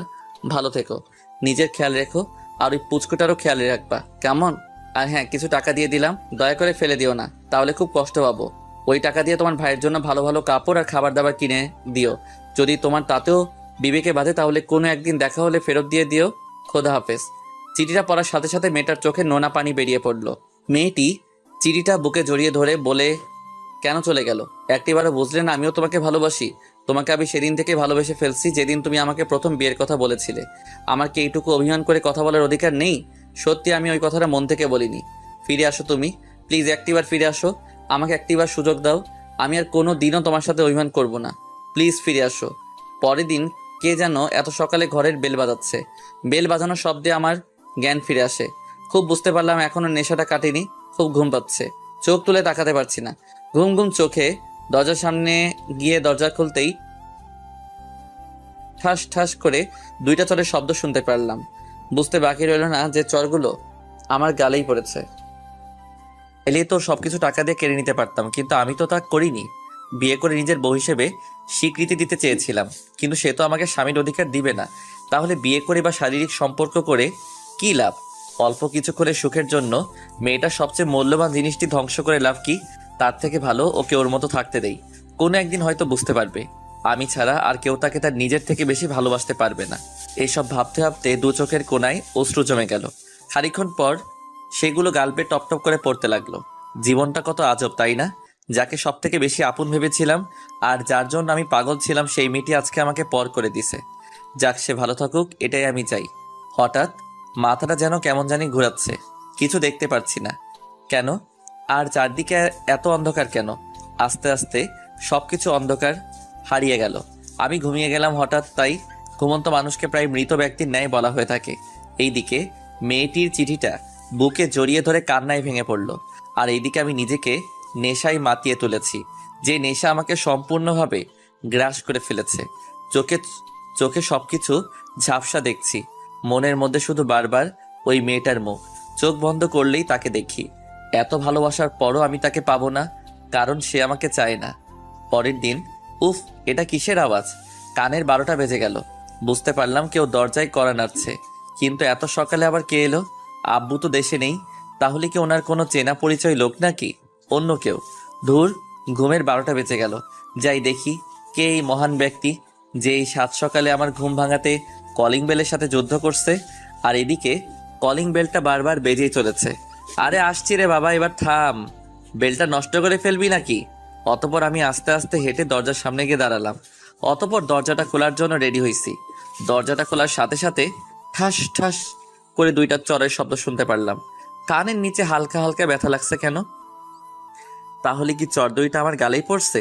হ্যাঁ, তাই তো, আমার গালেই পড়ছে। কিন্তু মারলো কে? কার এত বড় সাহস আমাকে আমার বাড়িতে এসে মারে? কিছু বুঝে ওঠার আগেই ঠাস করে আর একটা পড়লো। নিজেকে সামলাতে পারিনি, মেঝেতে পড়ে রইলাম। তারপর কি হয়েছে কিছু মনে নেই। অনেকক্ষণ পর চোখ করে নিজেকে বিছানায় আবিষ্কার করলাম। এ কি, আমি তো আমার রুমে, কিন্তু এখানে এলাম কিভাবে? ঘড়ির দিকে তাকিয়ে দেখি দুপুর হয়ে গেছে। মাথাটাও কেমন যেন ব্যথা করছে। কি হয়েছিল? ধীরে ধীরে সব মনে পড়ল। কে আমাকে চর মারলো? কার এত বড় সাহস যে আমাকে চর মারে? চেঁচিয়ে বললাম। হঠাৎ পাশে থেকে একটা কথা সুর ভেসে আসলো। কথাটি ছিল, আমি মেরেছি। কথাটি শুনে পাশে তাকাতেই আমার চোখ কপালে উঠে গেল। নিজের চোখকে বিশ্বাস করতে পারছি না। সত্যি দেখছি নাকি স্বপ্ন? শিওর হওয়ার জন্য চিমটি কাটলাম নিজের হাতে। আউচ! না, সত্যি দেখছি। পাশে দাঁড়িয়ে আছে আমার বোরকাওয়ালি টুকু। আমার না কার তাও জানি না। যারই হোক, কিন্তু ও এখানে কিভাবে এলো? আমার বাসায় তোকে আগে কখনো নিয়ে আসিনি, তাহলে বাড়ির খোঁজ পেল কিভাবে? কয়েক মুহূর্তের জন্য বাকশক্তি হারিয়ে ফেলি। একটা ঘোরের মধ্যে নিজেকে স্থাপন করি। মেয়েটার গলার আওয়াজ শুনেই ঘোর কেটে গেল। কি হলো? কি ভাবছো? আমি তো মেরে গেলাম। এই কয়দিন আপনি করে ছাড়া কথা বলে নাই, আর এখন ডিরেক্ট তুমিতে নেমে গেছে। কিছু না, আপনি এখানে কিভাবে? আমি আসবো না তো কে আসবে শুনি? অন্য কেউ আছে নাকি? কি বলছেন এসব? দেখুন, আবোল তাবোল বকবেন না। যান, চলে যান আপনি এখান থেকে। কেন এমন করছো? আমি সত্যিই বুঝতে পারিনি তুমি আমার ওই কথাটা শুনে আমার থেকে দূরে সরে যাবে। যা বলার বলে দিছেন। আমিও চলে এসেছি আপনার জীবন থেকে। আপনি এটাই চেয়েছিলেন, তাই তো? প্লিজ বিশ্বাস করো, আমি এটা কখনো চাইনি। আমিও যে তোমাকে ভালোবাসি। ভালোবাসেন আপনি? আর আমাকে? How funny. আপনার কাছে ভালোবাসা একটা খেলনা হতে পারে, আমার কাছে না। তাই হাত জোর করে মিনতি করছি, প্লিজ চলে যান। মেয়েটার চোখের দিকে তাকিয়ে দেখি চোখ লাল হয়ে গেছে। কেন তা এখনো অজানা। আর দেখি চোখ বেয়ে নোনা পানি ঝরছে। সত্যি বলছি, বিশ্বাস করো। তখন ওই কথাটা আমি তোমার উপর অভিমান করে বলেছিলাম, কারণ সেদিন তুমি আমাকে ওইভাবে সবার সামনে কোলে তুলে নিয়েছিলে। ও, এখন বুঝছি মহারানী এই জন্য এমন একটু কথা শুনিয়েছিল। দাঁড়াও, দেখাচ্ছি মজা। যে কারণেই বলেছিলেন তাতে আমার কি, আমি এখন অন্য কাউকে ভালোবাসি। এখন আপনি আসতে পারেন। কথাটি শোনার সাথে সাথে মেয়েটি হাউমাউ করে কেঁদে দিল। প্লিজ আমাকে মাফ করে দাও, আর কোনো দিনও এমনটি হবে না। শেষবারের মতো একটা সুযোগ দাও, আর কোনোদিনও তোমাকে কষ্ট পেতে দেব না। সরি, অনেক দেরি হয়ে গেছে। এখন আপনি আসতে পারেন। মেয়েটি এক পর্যায়ে আমার পা জড়িয়ে ধরে কেঁদে ফেলল। প্লিজ আমাকে মাফ করে দাও। আমাকে যা শাস্তি দিবে তাই মাথা পেতে নিব, তবু আমাকে একটি বার সুযোগ দাও। যা বলবে তাই করব, কিন্তু আমাকে এইভাবে দূরে ঠেলে দিও না। আমি যে তোমাকে বড্ড বেশি ভালোবাসি, বিশ্বাস করো। কথাটি শোনার পর বুকের ভেতরটা কেমন জানি দুমড়ে মুচড়ে গেল। না, আর বাড়াবাড়ি করা ঠিক হবে না। এতে ওর শরীরের ক্ষতি হতে পারে। একদিনেই চেহারার কি হাল করেছে। না থাক, আর অভিনয় করতে হবে না। এই এই কি করছো? উঠো বলছি, পাছাড়ো। না, ছাড়বো না। প্লিজ আমাকে মাফ করে দাও। দরকার হলে আমি সারা জীবন তোমার চাকরানি হয়ে থাকবো, তবু আমাকে তাড়িয়ে দিও না। কথাটা শুনে ভীষণ রাগ উঠলো। চাকরানি করার জন্য কি ভালোবেসেছি নাকি? আবাল মাইয়া। ওই ওট বলছি, পাছাড় আমার, না হলে এক্ষুনি ঘাট ধাক্কা দিয়ে বাড়ি থেকে বের করে দিব। কথাটা শুনে মেয়েটা আরো জোরে কাঁদতে লাগলো। আমি তাকে উঠিয়ে নিলাম। মাথা নিচু করে দাঁড়িয়ে আছে আর ফুপিয়ে ফুপিয়ে কাঁদছে।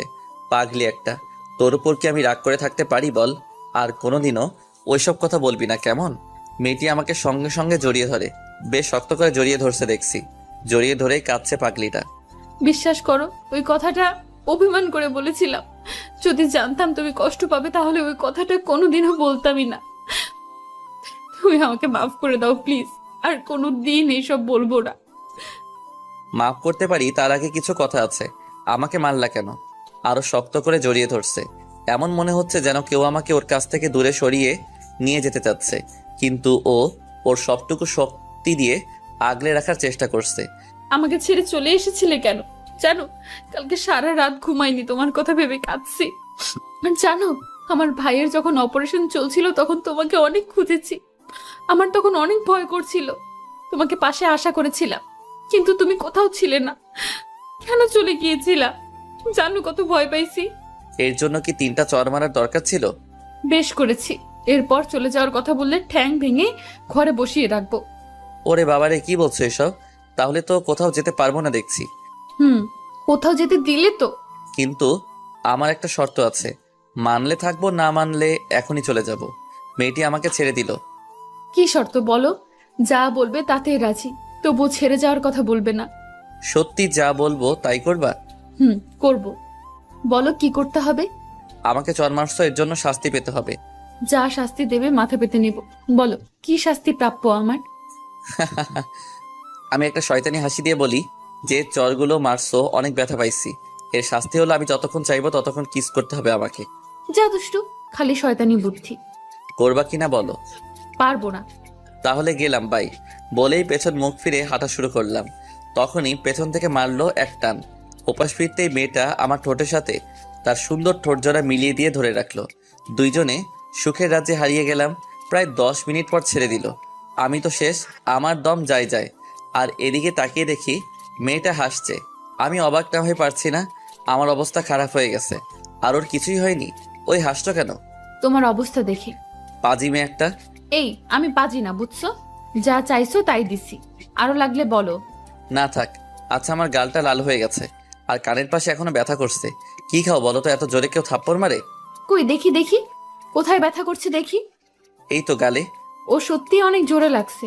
আচ্ছা ওষুধ দিচ্ছি। মেয়েটার সাথে সাথে আমার 2 গাল কিস করে ভরিয়ে দিল। এটা কি ওষুধ দিলা? মিষ্টি ওষুধ। কেন ভালো লাগে নাই? আরো লাগবে নাকি? তোমার একটু শরম করে না বুঝি? কেন শরম করবে শুনি? আমি আমার স্বামীকেই তো দিছি, এত শরমের কি আছে? হুঁ, তোমাকে আর বিয়ে করব না।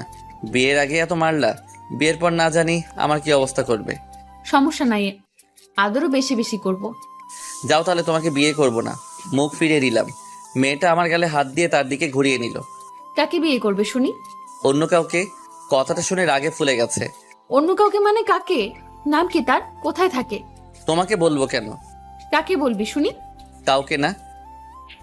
মারলো এক চর। বলেন তো, এইভাবে চর খেলে কতদিন আর সংসার করা যাবে?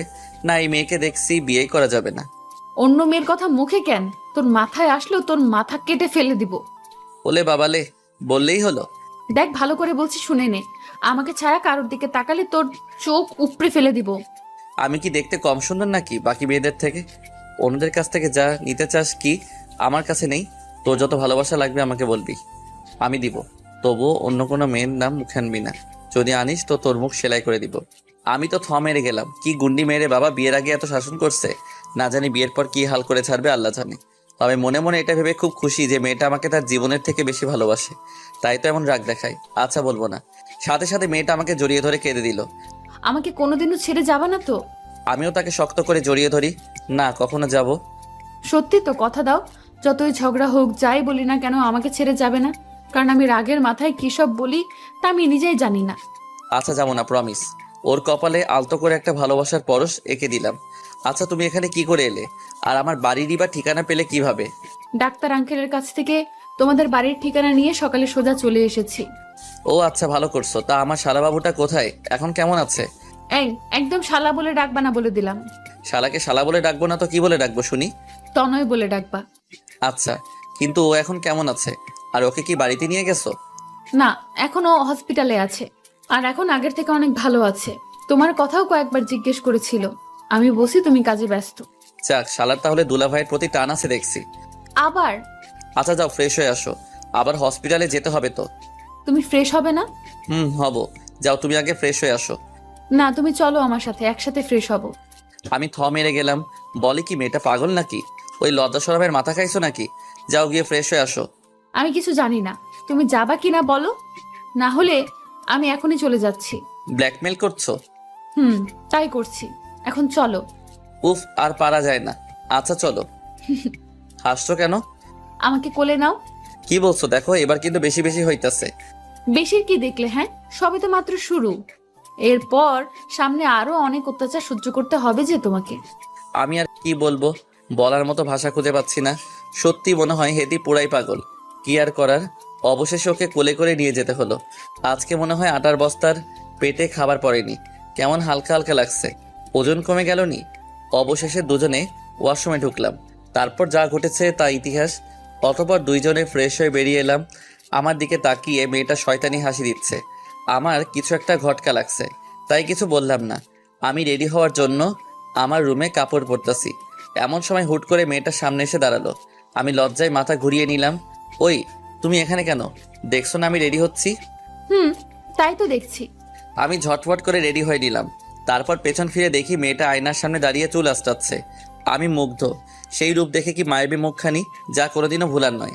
আমি ধীরে ধীরে ওর সামনে গিয়ে ওকে পিছন থেকে জড়িয়ে ধরলাম। কোমরে হাত দিতেই ও ওর চোখ বন্ধ করে ফেললো। আর আমি ওর চুলের ঘ্রাণে মাতাল হয়ে গেলাম। ধীরে ধীরে কানের কাছে আমার মুখটা নিয়ে বললাম, আই লাভ ইউ। সঙ্গে সঙ্গে ও আমাকে পিছনে মুখ ফিরে খুব শক্ত করে জড়িয়ে ধরলো। I love you too. বেশ কিছুক্ষণ এইভাবে জড়িয়ে ধরে থাকি দুজন দুজনকে। অতঃপর দুজনে বেরিয়ে পড়লাম হসপিটালে যাওয়ার জন্য। যাওয়ার সময় রেস্টুরেন্টে দুপুরের খাবার খেয়ে নেই, আর ওই পুচকুটার জন্য অনেকগুলো চকলেট কিনলাম। অবশেষে দুইজনে হসপিটালে পৌঁছে গেলাম। পুচকুটার কাছে যেতেই পুচকুটা আমাকে বলে, ভাইয়া ভাইয়া, তুমি কোথায় ছিলে? কেন? জানো আমি তোমাকে কত মিস করেছি। তাই? এই নাও। চকলেটের প্যাকেটটা তার হাতে দিতেই বহা খুশি, যেন রাজ্য জয় করে ফেলছে। অতঃপর পুচকুটা চকলেট খেতে শুরু করে দিল। খুব ভালোবাসে তো চকলেট, তাই আর দেখলে তর্স হয় না। আমি মেয়েটাকে বলছি, আজকে থেকে তুমি আর তোমার ভাই আমার সাথেই থাকবে। কোথায়? কোথায় আবার? আমার বাসায়। না, এটা সম্ভব না। কেন, কি হয়েছে? দেখো, আমি এমনিতেই সমাজে অনেক বদনাম কামাইছি, আর বদনাম হতে চাই না। এতে বদনামের কি আছে? আমি কিছুই বুঝতে পারছি না। আমি একটা অবিবাহিত মেয়ে, আর তুমিও অবিবাহিত। আমরা দুজনে একসাথে এক বাসায় কোন পরিচয়ে থাকবো বলতে পারো? ও আচ্ছা, এই কথা। চিন্তা করো না, আমি এখনই এর ব্যবস্থা করছি। কি করবে শুনি? সেটা কালকে জানতে পারবে। আজকে চলো আমরা কোথাও ঘুরে আসি। বেড়ানোর কথা শুনে পুচকুটা লাফিয়ে ওঠে। কোথায় যাবে তোমরা? আমিও যাব। আমাকেও নিয়ে চলো। আমার এখানে থাকতে আর একটু ভালো লাগে না। এই, চুপচাপ বস। ভাইয়া, আমি মেয়েটাকে ধমক দিয়ে বলি, উফ, ওকে বকছো কেন? ঠিকই তো বলছে, ওইটুকু বাচ্চা কি করে একা থাকবে। তনয়, তুমি চিন্তা করো না তো। দরকার হলে তোমার আপুকে রেখে তোমাকে নিয়ে যাব। তনয় সাথে সাথে আমার কোলে উঠে পড়ে আর ওর আপুর দিকে তাকিয়ে হাসে। বাহ বাহ, ভাইয়াকে পেয়ে আপুকে ভুলে গেলি? আমি আর তনয় দুইজনেই হেসে ফেলি। তারপর আমরা সবাই বেরিয়ে পড়লাম। সবাই মিলে হসপিটাল থেকে বেরিয়ে পড়লাম। বের হওয়ার আগে ডাক্তার আঙ্কেলের সাথে একবার দেখা করেছিলাম, কারণ পরে যদি আবার বাচ্চাটার কোনো প্রকার শরীর খারাপ হয় তাই। ডাক্তার আঙ্কেল বলছেন দরকার হলে ফোন করতে। তাই আর দেরি না করে সবাই বেরিয়ে পড়লাম ঘুরতে যাওয়ার জন্য। আজকে চারপাশের প্রকৃতিতে কেমন একটা সৌন্দর্য বিরাজ করছে। আমার মনে হচ্ছে আজকে আমি পৃথিবীতে সবথেকে সুখী মানুষ। আমার আর কিচ্ছু চাওয়ার থাকবে না যদি ওকে পাই। আপন মনে গাড়ি চালাচ্ছি, আর মেয়েটি আর ওর ভাই দুইজনে আজকে খুব খুশি। দুজনের মুখে হাসি, খুব ভালো লাগছে ওদের মুখের এই হাসি দেখে। এই হাসিটা যেন কখনো ও কোনো কারণে না হারিয়ে যায়, সেই ব্যবস্থা করব। এসব ভাবতে ভাবতে একটা পার্কের সামনে এসে গাড়ি থামালাম। আগে আমি নেমে গেলাম, তারপর ওরা নেমে গেল। তনয়কে আমার কোলে দাও, তোমার কষ্ট হবে। না, কিছু হবে না, ঠিক আছে। তনয়, তুমি ভাইয়ার কোলে আসবে না? ও, আমি ভাইয়ার কুলে যাব। আচ্ছা যা, এই নাও, ধরো। তারপর আমি তনয়কে কোলে করে নিয়ে পার্কের ভিতরে চলে আসলাম। তিনজনে একটা খোলা জায়গায় বসেছিলাম। আজকের আকাশটা কেন এত রোমান্টিক লাগছে। মেঘের গুচ্ছগুলো উড়ে উড়ে খেলা করছে, আর আমি তাদের খেলার করার দিকে এক নজরে তাকিয়ে আছি। মেয়েটির শব্দে ধ্যান ভাঙলো। কি হলো? ওভাবে ওপরে তাকিয়ে কি দেখছো? না মানে, আজকের আকাশটা কত সুন্দর, তাই না? কেন, আজকে আকাশের কি রং বদলে গেছে নাকি? ধুর, তা না, কেমন জানি একটা রোমান্টিক ভাব দেখা যাচ্ছে। শয়তানি বুদ্ধি। তাহলে একটু শয়তানি করেই ফেলি। এই, একদম না, দেখছো এখানে কে বসে আছে? তাই নাকি? আমি তনয়ের দিকে তাকাই, দেখি তনয় হাসছে। কি ব্যাপার, তুমিও হাসছো কেন? এমনি। আমি আর কিছু বললাম না। এর মধ্যে পুচকুটা বলে, আপু, ওই দিকে যাব। কেন, এখানে কি হয়েছে? দেখো না আপু, কত সুন্দর ফুল ওখানে। আমি ওগুলো নেব। কি করবে তুমি ফুলগুলো নিয়ে? জানি না। চলো না আপু, চলো না। মাঝখান থেকে আমি তনয়কে বললাম, তনয়, তুমি গিয়ে সুন্দর সুন্দর অনেকগুলো ফুল তুলে আনো তো। আচ্ছা। তনয় গেল ফুল তুলতে। তারপর মেয়েটির বক বক, তুমি ওকে যেতে বললে কেন? তোমার সাথে শয়তানি করব তাই। একদম ফাজলামো করবা না বলে দিলাম, তাহলে কিন্তু খুব খারাপ হবে। কি করবে শুনি? ওর হাত ধরে টেনে আমার বুকের সাথে জড়ানোর চেষ্টা করলাম, কিন্তু হেরি তার গায়ের জোর দিয়ে ছাড়িয়ে নেয় নিজেকে। এই কি করছো? হ্যাঁ, লজ্জাশরম বলতে কিছু নেই? লোকে দেখলে কি ভাববে? যা খুশি ভাবুক, তাতে আমার কি। আমি আমার বউকে ধরেছি। বউ বললেই বউ হয়ে যাব নাকি? বিয়ে করছো আমাকে? না। তাহলে আগে বিয়ে করো, তারপর বউ বইলো। আচ্ছা, আর কিছু বললাম না। এর মধ্যে তনয় হাজির। শালাটা আমার রোমান্সের 12টা বাজিয়ে দিল। আপু আপু, দেখো কত ফুল তুলে আনছি। এগুলো কি দিয়ে করবি? আপু, আমি টিভিতে দেখেছি ছেলেরা ফুল নিয়ে মেয়েদেরকে দিয়ে জড়িয়ে ধরে কি জানি বলে। বেশি পাকা হয়ে গেছো আজকাল। আমি তো শুধু চুপচাপ বসে বসে দেখছি। আপু, এই নাও, এগুলো তোমাকে দিলাম। আমার মাথায় আইডিয়া এলো, তনয় আমাকে দিবা না? ভাইয়া, তুমি এগুলো দিয়ে কি করবে? কেন, তুমি টিভিতে দেখো নাই ছেলেরা মেয়েদেরকে ফুল দিয়ে জড়িয়ে ধরে? কিন্তু তুমি কাকে দেবা ভাইয়া? কেন, তোমার বোনকে দিব। দিতে পারি, কিন্তু একটা কথা রাখতে হবে। কি কথা বলো? আপুকে ওইভাবে দিবা যেভাবে টিভিতে দেখছি, তাহলে দেব। আমি তো খুশিতে মনে মনে ডিসকো ড্যান্স দিতেছি। শালাটা আমার রোমান্সের ভালো সুযোগ করে দিল। তারপর তনয় ফুলগুলো আমার হাতে দিল। আমি মেয়েটির দিকে তাকিয়ে আছি। লজ্জায় গাল লাল হয়ে গেছে। এতে লজ্জার কি আছে? আমরাই তো। আর দেরি না করে ফুলগুলো নিয়ে সোজা হাঁটু গেড়ে ফুলগুলো সামনে এগিয়ে সরাসরি প্রপোজ করলাম। এতে মেয়েটা লজ্জায় মাথাটা নিচু করে ফেলে, কোনো কথা বলছে না। কি হলো, কথা বলছো না যে? ও বুঝেছি, তুমি আমাকে ভালোবাসো না তাই না? আচ্ছা চলে যাচ্ছি বলেই হাঁটা শুরু করলাম। আরে কই যাও? ওই ওই দাঁড়াও বলছি। আমার হাত টেনে ধরে টান মেরে আবার পিছন মুখ ঘুরিয়ে নিল। ছাড়ো তো। ওরে বাবা রে, সাহেব দেখি রাগ করছে। দেখো তনয়, তুমি না বললে তখন ভাইয়াকে আমাকে যাতে জড়িয়ে ধরে, কই ধরলো না তো, আরো উল্টো রাগ দেখিয়ে চলে যেতে চাচ্ছে। ভাইয়া, তুমি তোমার কথা রাখবে না? না হলে কিন্তু আর তোমার সাথে ঘুরতে আসবো না। আপুকে জড়িয়ে ধরো বলছি। আমি তো পুরাই টাসকি। আর কিছু না বলে সাথে সাথে মেয়েটিকে জড়িয়ে ধরলাম। কি মজা ভাইয়া আপুকে জড়িয়ে ধরেছে। আমরা দুজনেই চুপ করে আছি। কিছুক্ষণ পর মেয়েটা বলল, এবার ছাড়ো। না। উফ, কেউ দেখে ফেলবে তো। ছাড়ো বলছি, ছাড়ো। দেখুক। কিছুক্ষণ পর ছেড়ে দেই। কিছু খাবে নাকি এখানে এইভাবে থাকবে? না, আমি কিচ্ছু খাবো না। তনয়, তুমি কিছু খাবে? চকলেট খাবো। চলো। অবশেষে সবাই একটা দোকানের সামনে গেলাম। তনয়কে চকলেট কিনে দিলাম। তারপর আমি বললাম, তুমি ওকে নিয়ে একটু দাঁড়াও, আমি একটা ফোন করে আসছি। আচ্ছা। তারপর আমি ফোন করতে একটু সাইডে চলে গেলাম। আর মেয়েটা আর তনয় দুজনেই দাঁড়িয়ে রইল। আমি ফোন করলাম আমার সব বন্ধুদের। সবাইকে কালকে সকালে আমার বাসায় আসতে বললাম। তারা জিজ্ঞেস করেছিল কেন। আমি তাদের বলেছি আমি একটি মেয়েকে ভালোবাসি আর তাকে কালকে বিয়ে করতে চাই। তারা সবাই খুব খুশি। তারা বলে কালকে সকালে ঠিক টাইমে পৌঁছে যাবে। চলো। কোথায়? চলো তো, এত কথা বলো কেন? মেয়েটি আর কিছু না বলে হাঁটা শুরু করলো আমার সাথে। আর পুচকুটা চকলেট খাচ্ছে মনের সুখে। তারপর সবাই গাড়িতে চড়ে বসলাম। আমি গাড়ি চালাচ্ছি। কিছু দূর গিয়ে একটা শপিং কমপ্লেক্সের সামনে গাড়ি দাঁড় করালাম। তারপর সবাই মিলে ভিতরে গেলাম। কি হলো, এখানে নিয়ে আসলে কেন? শপিং করব তাই। কি কিনবে তুমি? দেখতে থাকো। তারপর আমি আমার জন্য একটা পাঞ্জাবির সেট কিনলাম। মেয়েটির জন্য এক সেট শাড়ি কিনলাম। একটা নীল শাড়ি কিনলাম, যেটা আমার সব থেকে প্রিয় রং। মেয়েটি শুধু তাকিয়ে তাকিয়ে দেখছে, কিছু বলল না। তারপর অনেক ঘোরাঘুরি করলাম। তো অনেক ঘুমিয়ে পড়ছে। ওর আপুর কোলে আমি গাড়ি চালাচ্ছি। একটু পর দেখি মেয়েটাও চোখ বন্ধ করে ফেলছে। সারাদিন অনেক ঘোরাঘুরি করছে, তাই হয়তো ঘুমিয়ে পড়ছে। যাই, ওদের আমার বাসায় নিয়ে যাই। ঘুমিয়ে আছে, ঘুমিয়ে থাক। জেগে থাকলে কোনোদিন আমার সাথে আমার বাড়িতে যেত না। তারপর চলে আসলাম আমার বাড়িতে। দারোয়ান কাকা গেট খুলে দিল। আমি গাড়ি থেকে নেমে দারোয়ান কাকাকে বলে দিলাম কালকে সকালে আমার বন্ধুরা আসবে, তাদের ভিতরে পাঠিয়ে দিতে। আচ্ছা। তারপর আমি আগে তনয়কে ভিতরে আমার রুমে নিয়ে গিয়ে শুইয়ে দিয়ে আসি। এসে তারপর মেয়েটাকে ভিতরে নেওয়ার জন্য কোলে তুলে নিলাম। তার ঘুমন্ত চেহারা দেখে আমি বারবার তারপর ক্রাশ খাই। সত্যি খুব মায়াবী চেহারা। এই মুখটা না দেখে একদিনও থাকা আমার জন্য অনেক কষ্টকর। এই মায়াবতীকে সারা জীবন আমার পাশে চাই। কালকেই সারা জীবনের জন্য ওকে আপন করে নিব। মেয়েটাকে রুমে এনে শুইয়ে দিলাম। আর ওর কপালে আলতো করে একটা ভালোবাসার পরশ এঁকে দিলাম। ওখানেই পাশে একটা চেয়ার নিয়ে বসে ওর হাত ধরে রেখেছি।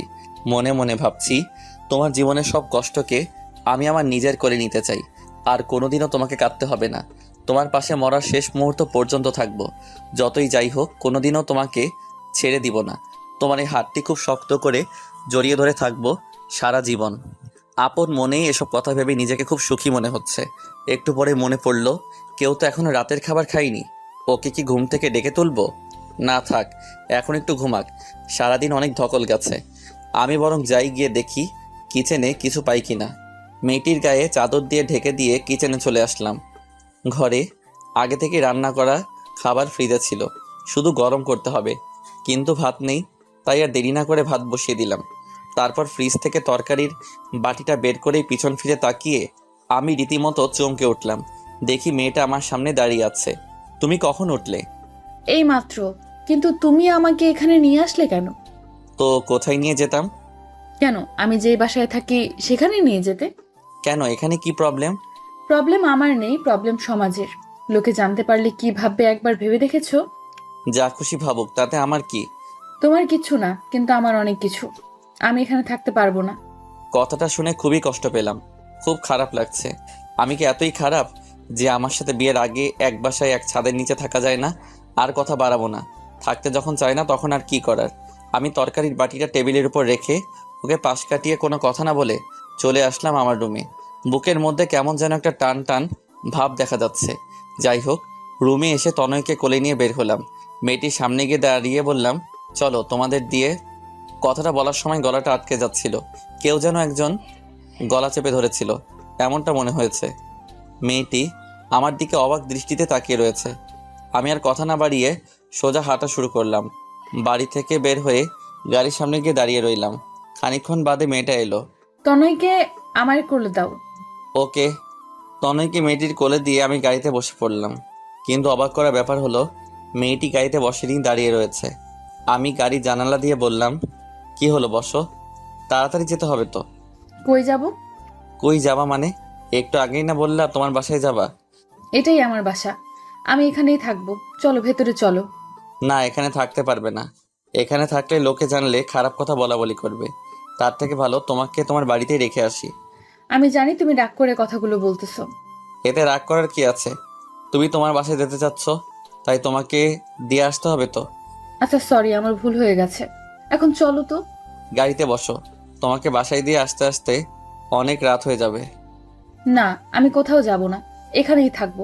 এটা আমার শ্বশুর বাড়ি, তার মানে এটা আমারও বাড়ি। চলো এখন ভেতরে চলো। চুপচাপ গাড়িতে বসো।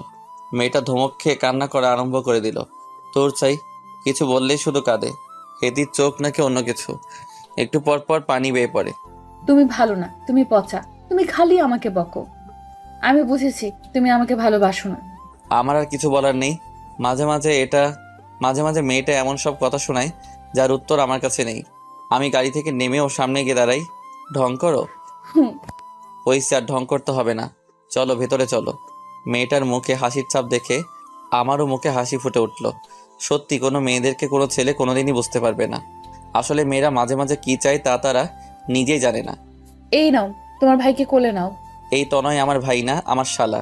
মায়ের খাবা কিন্তু ওইটা বললে। আমি তনয়কে কোলে নিতে নিতে জিজ্ঞেস করলাম, কেন? এমনি। আচ্ছা চলো ভেতরে চলো তো, আমার খুব ক্ষুধা লাগছে। তাড়াতাড়ি চলো না প্লিজ। আচ্ছা চলো। তারপর দুজনে ভিতরে চলে আসলাম। আবার আমি তনয়কে আমার রুমে শুইয়ে দিয়ে আসলাম, আর মেয়েটা চলে গেল কিচেনে। আমি গিয়ে দাঁড়িয়ে দাঁড়িয়ে দেখছি ওকে এক নজরে। চোখের পলকও পড়তে চায় না, একেবারে পুরা নতুন বইয়ের মতো লাগছে। মেয়েটির আমার দিকে চোখ পড়লো। এই কি দেখছো এভাবে? তোমাকে আগে দেখোনি বুঝি? দেখেছি, আর যতবারই দেখছি তোমাকে ততবারই তোমার প্রেমে পড়ে গেছি। ওলে বাবা লে, তাই নাকি? জি তাই। মনে থাকে যেন, আমি ছাড়া অন্য কারোর প্রেমে পড়লে আগে তোমাকে মারবো, তারপর যার প্রেমে পড়বে তাকে খুন করে নিজেও গলায় দড়ি দিয়ে মরে যাব। ওই কি বলিস এসব? অন্য কারো প্রেমে পড়বো কেন তুই থাকতে? শোন, আমি বাকি সবার থেকে আলাদা। আমি এক নারীতে সন্তুষ্ট পুরুষ, বুঝলি? হুম, বুঝছি। যাও এখন গিয়ে টেবিলে বসো, আমি রান্নাটা শেষ করে আসছি। এই শোনো, কি? আমি আস্তে আস্তে হেঁটে ওর সামনে যাচ্ছি। এই সামনে আসছো কেন? মতলবটা কি? হ্যাঁ, এই দেখো, একদম দুষ্টুমি করার চেষ্টা করবা না বলে দিলাম, তাহলে কিন্তু কিন্তু কি কি করবে শুনি? পালিয়ে যাব। চেষ্টা করতে পারো। না প্লিজ, এখন এমন করো না প্লিজ। আমি সাথে সাথে ওর হাত ধরে টেনে আমার বুকের মধ্যে জড়িয়ে নিলাম। সঙ্গে সঙ্গে মেয়েটি তার চোখ বন্ধ করে ফেললো। বুঝতে পারছি খুব লজ্জা পেয়েছে। এমন একটা লজ্জাবতী রাঙা বউ কে না চায়? সবাই চায় যেন তার প্রিয় মানুষটি তাকে নিজের থেকে বেশি ভালোবাসে। এমন সৌভাগ্য আর কজনের হয়? আজকে নিজেকে খুবই ভাগ্যবান মনে হচ্ছে। অনেকক্ষণ জড়িয়ে ধরে থাকার পর মেয়েটির শব্দে ধ্যান ভেঙে গেল। এই ছাড়ো, ছাড়ো বলছি। এই জন্য আমি থাকতে চাইনি, তুমি শুধু দুষ্টুমি করার সুযোগ খুঁজো। গায়ের জোর খাটিয়ে নিজেকে ছাড়িয়ে নিল। 10টা না 5টা না একটা মাত্র বউ, তার সাথে করবো না তো কার সাথে করবো শুনি? হয়েছে, আর প্রেম দেখাতে হবে না। তো কি দেখাবো? মেয়েটি কিছু না, যাও গিয়ে টেবিলে বসো, আমি খাবার নিয়ে আসছি। আমি কি সাহায্য করতে পারি? কি করবে শুনি? যেন কোনো কিছু। আচ্ছা। ও হয়তো ভাবছে অন্য কিছু, কিন্তু আমি তো মনে মনে অন্য কিছু ভাবছি। কি ভাবছি তা দেখতে পাবেন। অতঃপর মেয়েটি রান্না করছে। আমি আস্তে করে তার পিছনে গেলাম, মেয়েটিকে আবার জড়িয়ে ধরলাম। এই কি করছো? আবার শুরু করলা নাকি? হুম। এই বুঝি তোমার সাহায্য করা? তুমি রান্না করো, আমি তোমাকে জড়িয়ে ধরে থাকি। সাথে সাথে আমার হাতগুলো ওর কোমরে স্পর্শ করতেই ও কিছুটা শিউরে ওঠে, চোখ বন্ধ করে ফেলে। ওর হার্টবিট বেড়ে যাচ্ছে, খুব জোরে জোরে নিঃশ্বাস নিচ্ছে, এমনকি ওর ঠোঁট জোড়াও কাঁপছে। ইচ্ছে করছিল একটা কিস করতে, কিন্তু তা করিনি, নিজেকে সামলে নেই। আমার হার্টবিট দ্বিগুণ বাড়ছে, কেমন যেন লাগছে। প্লিজ লক্ষ্মীটা ছেড়ে দাও। আমার আর বুঝতে বাকি রইল না, ও পুরোপুরি আমার নেশায় ডুবে যাবে যদি বেশিক্ষণ জড়িয়ে ধরে থাকি। তাই আমিও নিজেকে কন্ট্রোল করে রাখলাম, ছেড়ে দিলাম ওকে। মেয়েটি লজ্জায় মাথা তুলতে পারছে না। মন ভরছে? এখন যাও, গিয়ে টেবিলে বসো। আর যদি দুষ্টুমি করার চেষ্টা করো তাহলে কিন্তু এই খুন্তি দিয়ে ছ্যাঁকা দেব। আমাকে ছ্যাঁকা দিলে আমার থেকে বেশি কষ্ট তুমি পাবে, তা আমি জানি। দুর্বলতা জেনে গেছো তাহলে? আচ্ছা শোনো। কি?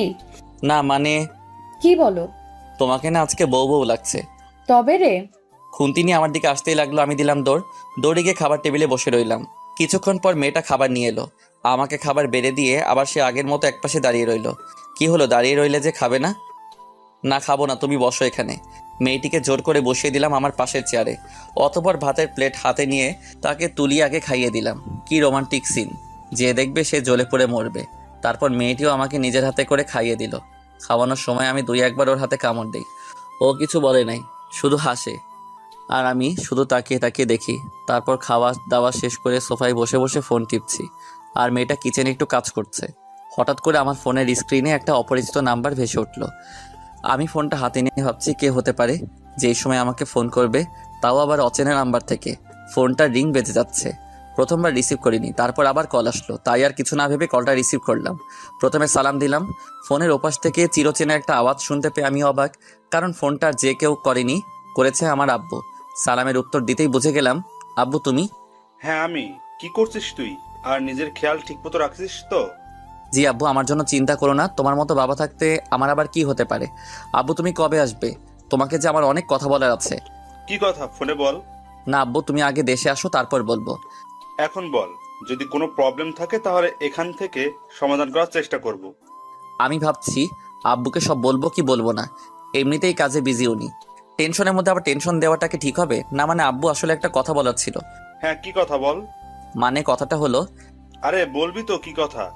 আমি আর দেরি না করে ঝটফট বলে দিলাম, যা হবার হবে। আব্বু আমি একটা মেয়েকে ভালোবাসি, আর আগামীকাল তাকে বিয়ে করতে যাচ্ছি।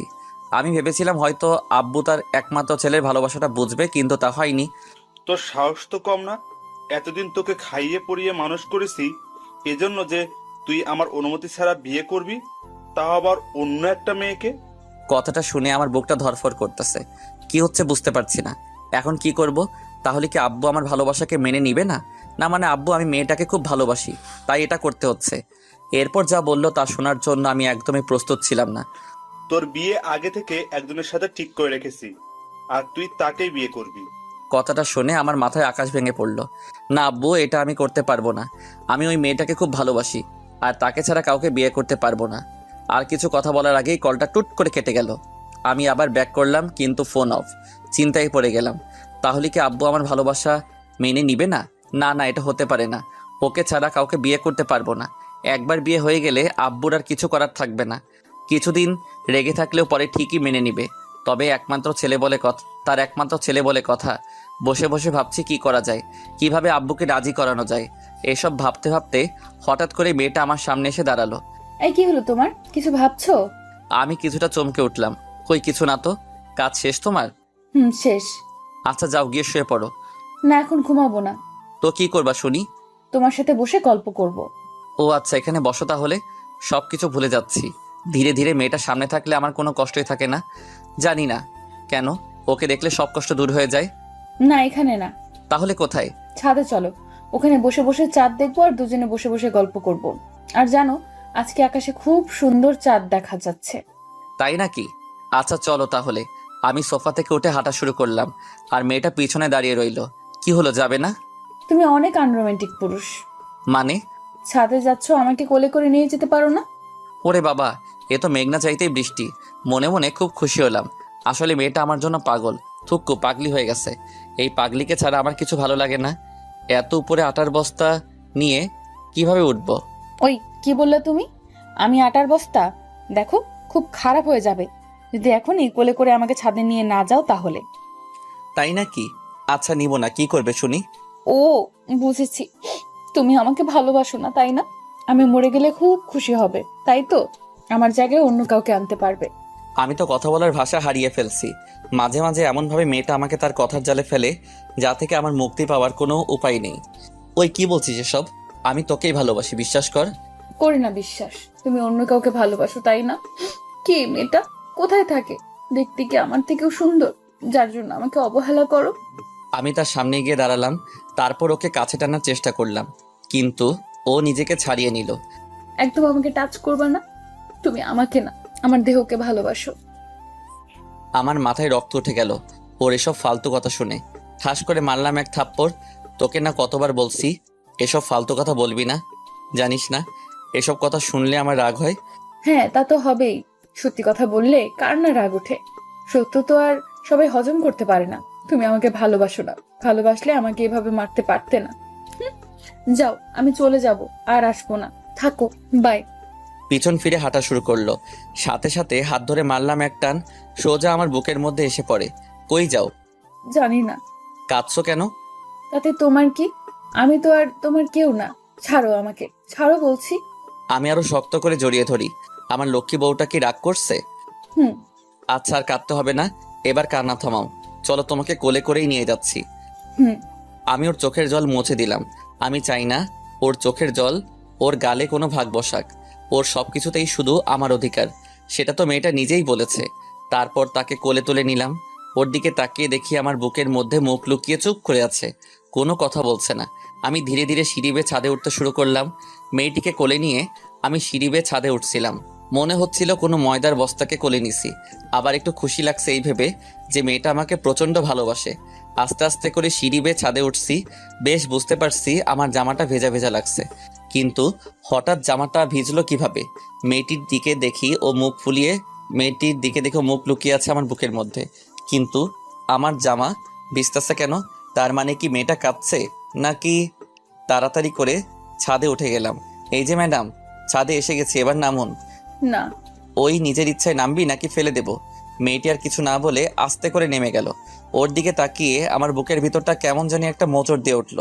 দেখলাম মেয়েটার চোখে নোনা পানি, আর আমার জামার দিকে একবার তাকিয়ে দেখলাম বুকের মাঝে কিছুটা জায়গা ভিজে গেছে।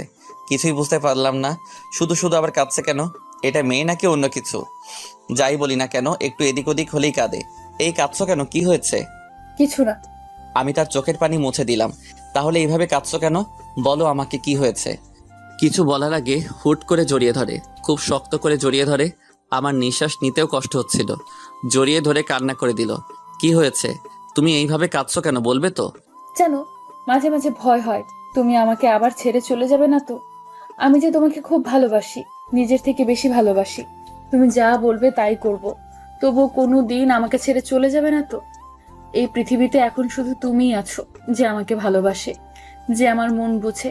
তুমি ছেড়ে চলে গেলে যে মরণ ছাড়া আর কিছুই করার থাকবে না আমার। ওর এমন কথা শুনে বুকের মধ্যে একটা ব্যথা অনুভব করলাম। কেন তা জানি না, হয়তো ভালোবাসি তাই। মেয়েটি আমাকে আরো শক্ত করে জড়িয়ে ধরে রইল। আচ্ছা, একটা কথা বলি। একটা না, হাজারটা বলো। অনুমতি নেওয়ার দরকার হবে না। বিনা অনুমতিতে যা খুশি করতে পারো। সবকিছু তোমার নামে দিয়ে দিছি। আচ্ছা, আমাকে এত ভালোবাসো কেন? জানি না। বলবে নাকি চলে যাব? বললাম তো জানি না। আচ্ছা ছাড়ো আমাকে, আমি চলে যাব। তুই ভালো না, এত কষ্ট করে কোলে নিয়ে ছাদে নিয়ে আসলাম, কোথায় একটু আদর করবে তা না, শুধু কেঁদেই যাচ্ছে। মেয়েটি আমাকে ছেড়ে দিল, আর সেই সাথে কান্নাও থেমে গেল। কই যাবা? যেখানে খুশি। তোমার কি? আমারই সব, বুঝেছো? মানে? মানে কিছু না, ওইদিকে দেখো। এটা কি হলো? কেন আদর করলাম? তুমি না বললে আমি তোমাকে আদর করি না, তাই তো আদর করে দিলাম। এটা ধোকা, আদর না। তুমি আমাকে না বলে আমার গালে চুমু খেলে কেন? কেন, এর জন্য আবার অনুমতি নিতে হবে নাকি? নিতে হবে মানে 100 বার নিতে হবে, কারণ গালটা আমার, আর এটা সরকারি কোনো জিনিস না যে কেউ মন চাইলেই নিয়ে যাবে। এখন ওটাতে শুধু আমার অধিকার, বুঝলে? তাহলে আমিও তাই করব। কি করবে শুনি? আর কিছু না বলে সঙ্গে সঙ্গে ওর ঠোঁটজোড়ার সাথে আমার ঠোঁটজোড়া লাগিয়ে দিলাম। ও আমার নেশায় পুরোপুরি ডুবে গেল। প্রায় 10 মিনিট পর ছেড়ে দিলাম। দুজনেই হাঁপাচ্ছি। তুমি ভালো না, তুমি পচা। এইভাবে কেউ হুট করে কিস করে নাকি? যদি মরে যেতাম? আমি আছি তো, আবার কিস দিয়ে বাঁচিয়ে দিতাম। লুচু কোথাকার। আমাকে যা করার করবে, কিন্তু অন্য মেয়ের নামও মুখে আনবে না, কেমন? আচ্ছা। পরে দুজনেই ছাদে রাখা দোলনার উপরে বসে দোল খাচ্ছিলাম, আর চাঁদের আলো উপভোগ করছিলাম। আজকে চাঁদেরও হিংসে হচ্ছে আমাদের দেখে, তাই ধীরে ধীরে চাঁদটাও মেঘের আড়ালে হারিয়ে গেল। অনেক রাত পর্যন্ত দুজনে বসে গল্প করছি। তারপর আবার রুমে আসার আগে সেই আগের বায়না ধরলো, কোলে নিতে হবে, না হলে রুমে যাবে না। কি আর করার, বাধ্য হয়ে কোলে তুলে নিলাম। মেয়েটাকে কোলে নিয়ে আমি এক দৃষ্টিতে তার দিকে তাকিয়ে রইলাম। তার কাজল কালো চোখগুলো দেখে আমার চোখের জ্বালা বেড়ে যাচ্ছে।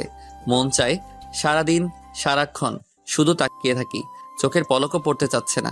আমার এইভাবে তাকিয়ে থাকা দেখে মেয়েটা লজ্জায় আমার বুকের মধ্যে মুখ লুকিয়ে ফেলে। নিজের অজান্তেই আমার মুখে হাসি ফুটে ওঠে ওর এই কাণ্ড দেখে। পরে ওকে নিয়ে আমার রুমে শুইয়ে দিলাম ওর ভাইয়ের সাথে। আচ্ছা এখন ঘুমাও, সকালে তাড়াতাড়ি উঠতে হবে তো। তুমি ঘুমাবে না? হ্যাঁ ঘুমাবো তো। আমি ওইখানে সোফায় ঘুমাই, তুমি খাটে ঘুমাও। এত বড় খাট থাকতে সোফায় ঘুমাবে কেন? আমি আর কিছু শুনতে চাই না। তুমিও খাটে ঘুমাবে আমাদের সাথে, ব্যাস। দেখো বোঝার চেষ্টা করো, এখন এক খাটে ঘুমালে নিজেকে সামলাতে পারবো না। তাই প্লিজ আর জেদ করো না, ঘুমিয়ে পড়ো। যা খুশি করো, বাধা দিছে কে? আগেও বলেছি, এখনো বলছি, আমি আমার সবকিছু তোমাকে দিয়ে দিছি। তাই বেশি কথা না বলে চুপচাপ এখানে এসে ঘুমাও, আমি তোমার বুকে ঘুমাবো। এসব পাগলামি বন্ধ করো তো, ঘুমিয়ে পড়ো, অনেক রাত হইছে। দেখো, চুপচাপ এখানে শুয়ে পড়ো, না হলে কিন্তু। কিন্তু কি? মেয়েটি শুয়ে থাকা অবস্থা থেকে উঠে দাঁড়ালো, ঠাস করে একটা বসিয়ে দিল আমার গালে। আমি তো অবাক, এটা মেয়ে নাকি আরো কিছু কিছু বলার আগে চর বসিয়ে দেয়। গালে হাত দিয়ে দাঁড়িয়ে রইলাম চুপচাপ, মনে মনে আবার খুব খুশি লাগছে।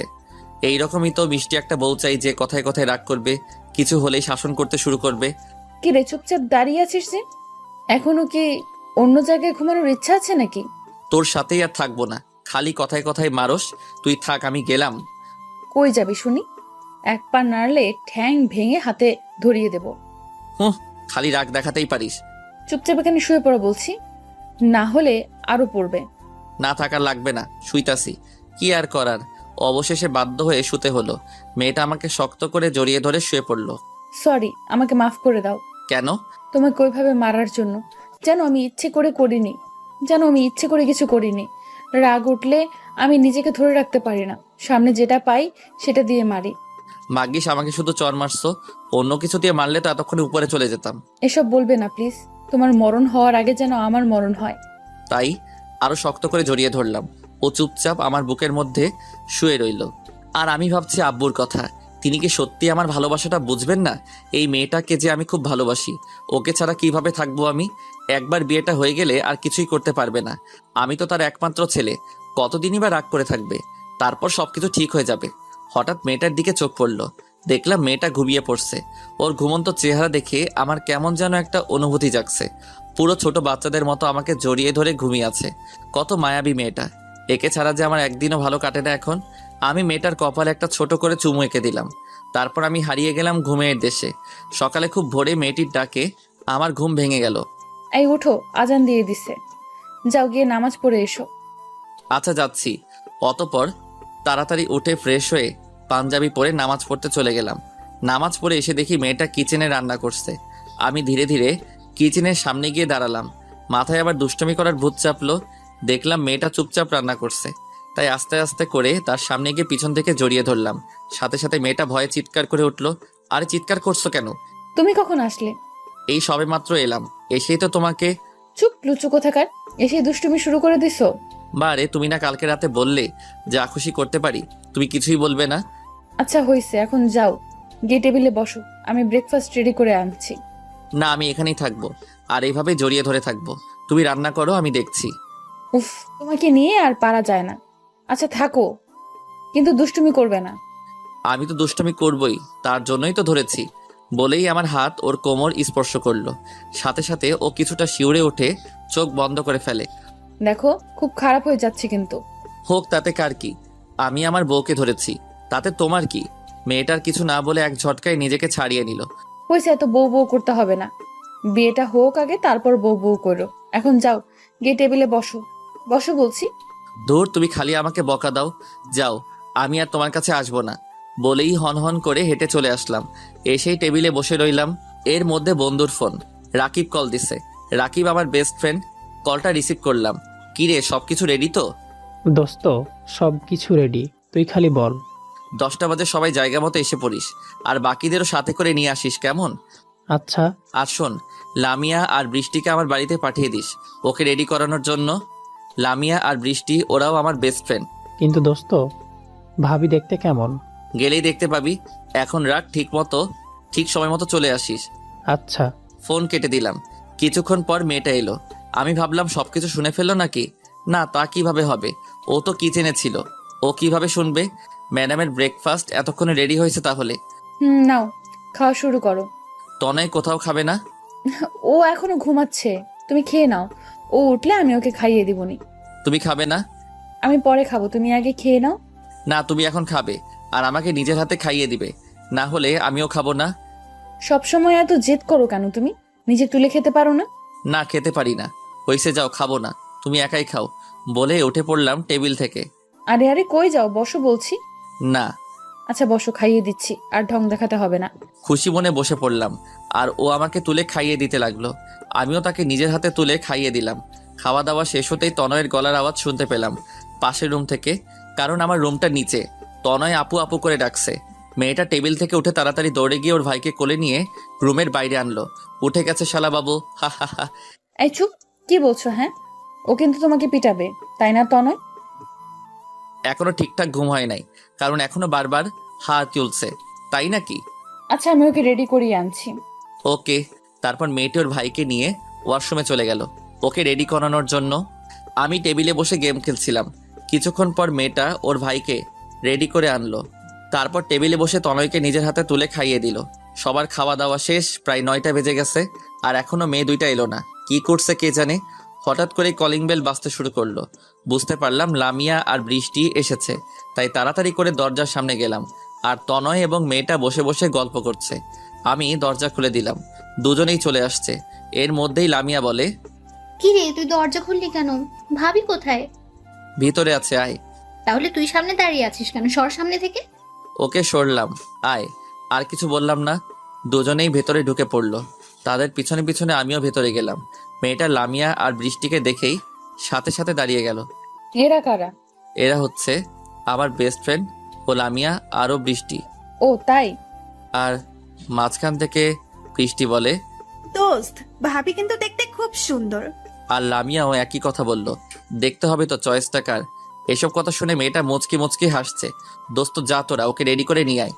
রেডি করব মানে? কোথায় নিয়ে যাবে আমাকে? গেলেই বুঝতে পারবে, এখন যাও, তৈরি হয়ে নাও। দোস্ত যা, তোরা ওকে রেডি করে আন। অতবার মেয়েটি আর কোনো আপত্তি না করে লামিয়া আর বৃষ্টিকে সাথে করে চলে গেল পাশের রুমে। আমি তনয়কে কোলে করে নিয়ে পায়চারি করছি।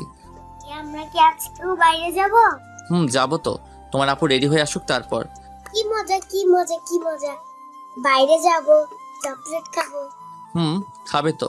আমার মনের মাঝে কেমন একটা ফিলিংস কাজ করছে। একটু ভয় হচ্ছে আব্বুর জন্য, কারণ ওনার বারণ করা সত্ত্বেও আমি এই বিয়েটা করছি। না জানি কি দুর্ঘটনা ঘটে। আব্বু এমনিতেই প্রেশারের রোগী।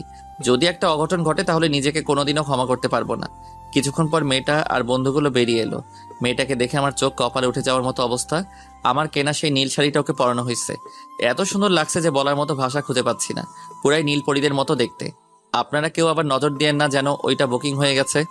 কি রে, ওইভাবে হাঁ করে তাকিয়ে কি দেখছিস? বল, কেমন সাজালাম ভাবিকে?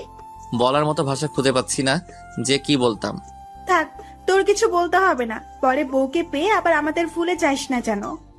থাক, তোর কিছু বলতে হবে না। পরে বউকে পেয়ে আবার আমাদের ভুলে যাস না যেন। কি যে বলিস না তোরা। হইছে, আর ঢং দেখাতে হবে না। যা, তুই রেডি হয়ে আয়। আর তোর কোলে এই বাচ্চাটাকে? ও ওর ভাই। ও আচ্ছা, তাই বল। আমি ভাবলাম অন্য কিছু। কি? কিছু না, যা রেডি হয়ে আয়।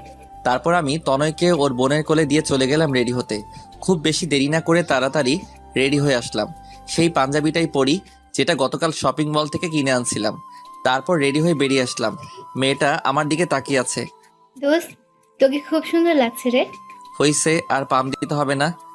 লামিয়া তো ঠিকই বলছে, তোকে খুবই সুন্দর লাগছে। ওকে, থ্যাংক ইউ। আমি মেয়েটার দিকে একবার তাকাইলাম। দেখলাম মিটি মিটি হাসতেছিল। তাই আর কিছু না পড়লে বেরিয়ে পড়লাম। গন্তব্য কাজী অফিস, যা শুধু আমি আর আমার বন্ধুরা জানে। মেয়েটা এখনো জানে না। ওকে এখনো বলিনি যে আজকে ওকে বিয়ে করব। সবাই গাড়িতে চড়ে বসলাম। কিছুক্ষণ পর কাজী অফিসে চলে আসলাম। মেয়েটা গাড়ি থেকে নেমে অবাক হয়ে আমার দিকে তাকিয়ে রইল কিছুক্ষণ। এখানে কেন আনলে? এখানে লোকে কেন আসে? মেয়েটি চুপ হয়ে গেল। বুঝতে পারলাম ওর খুব ভয় হচ্ছে। কেন তা আমি জানি না, কিন্তু ওর চোখ মুখে একটা ভয়ের ছাপ দেখতে পেরেছিলাম। কি হলো, চুপ করে আছো যে?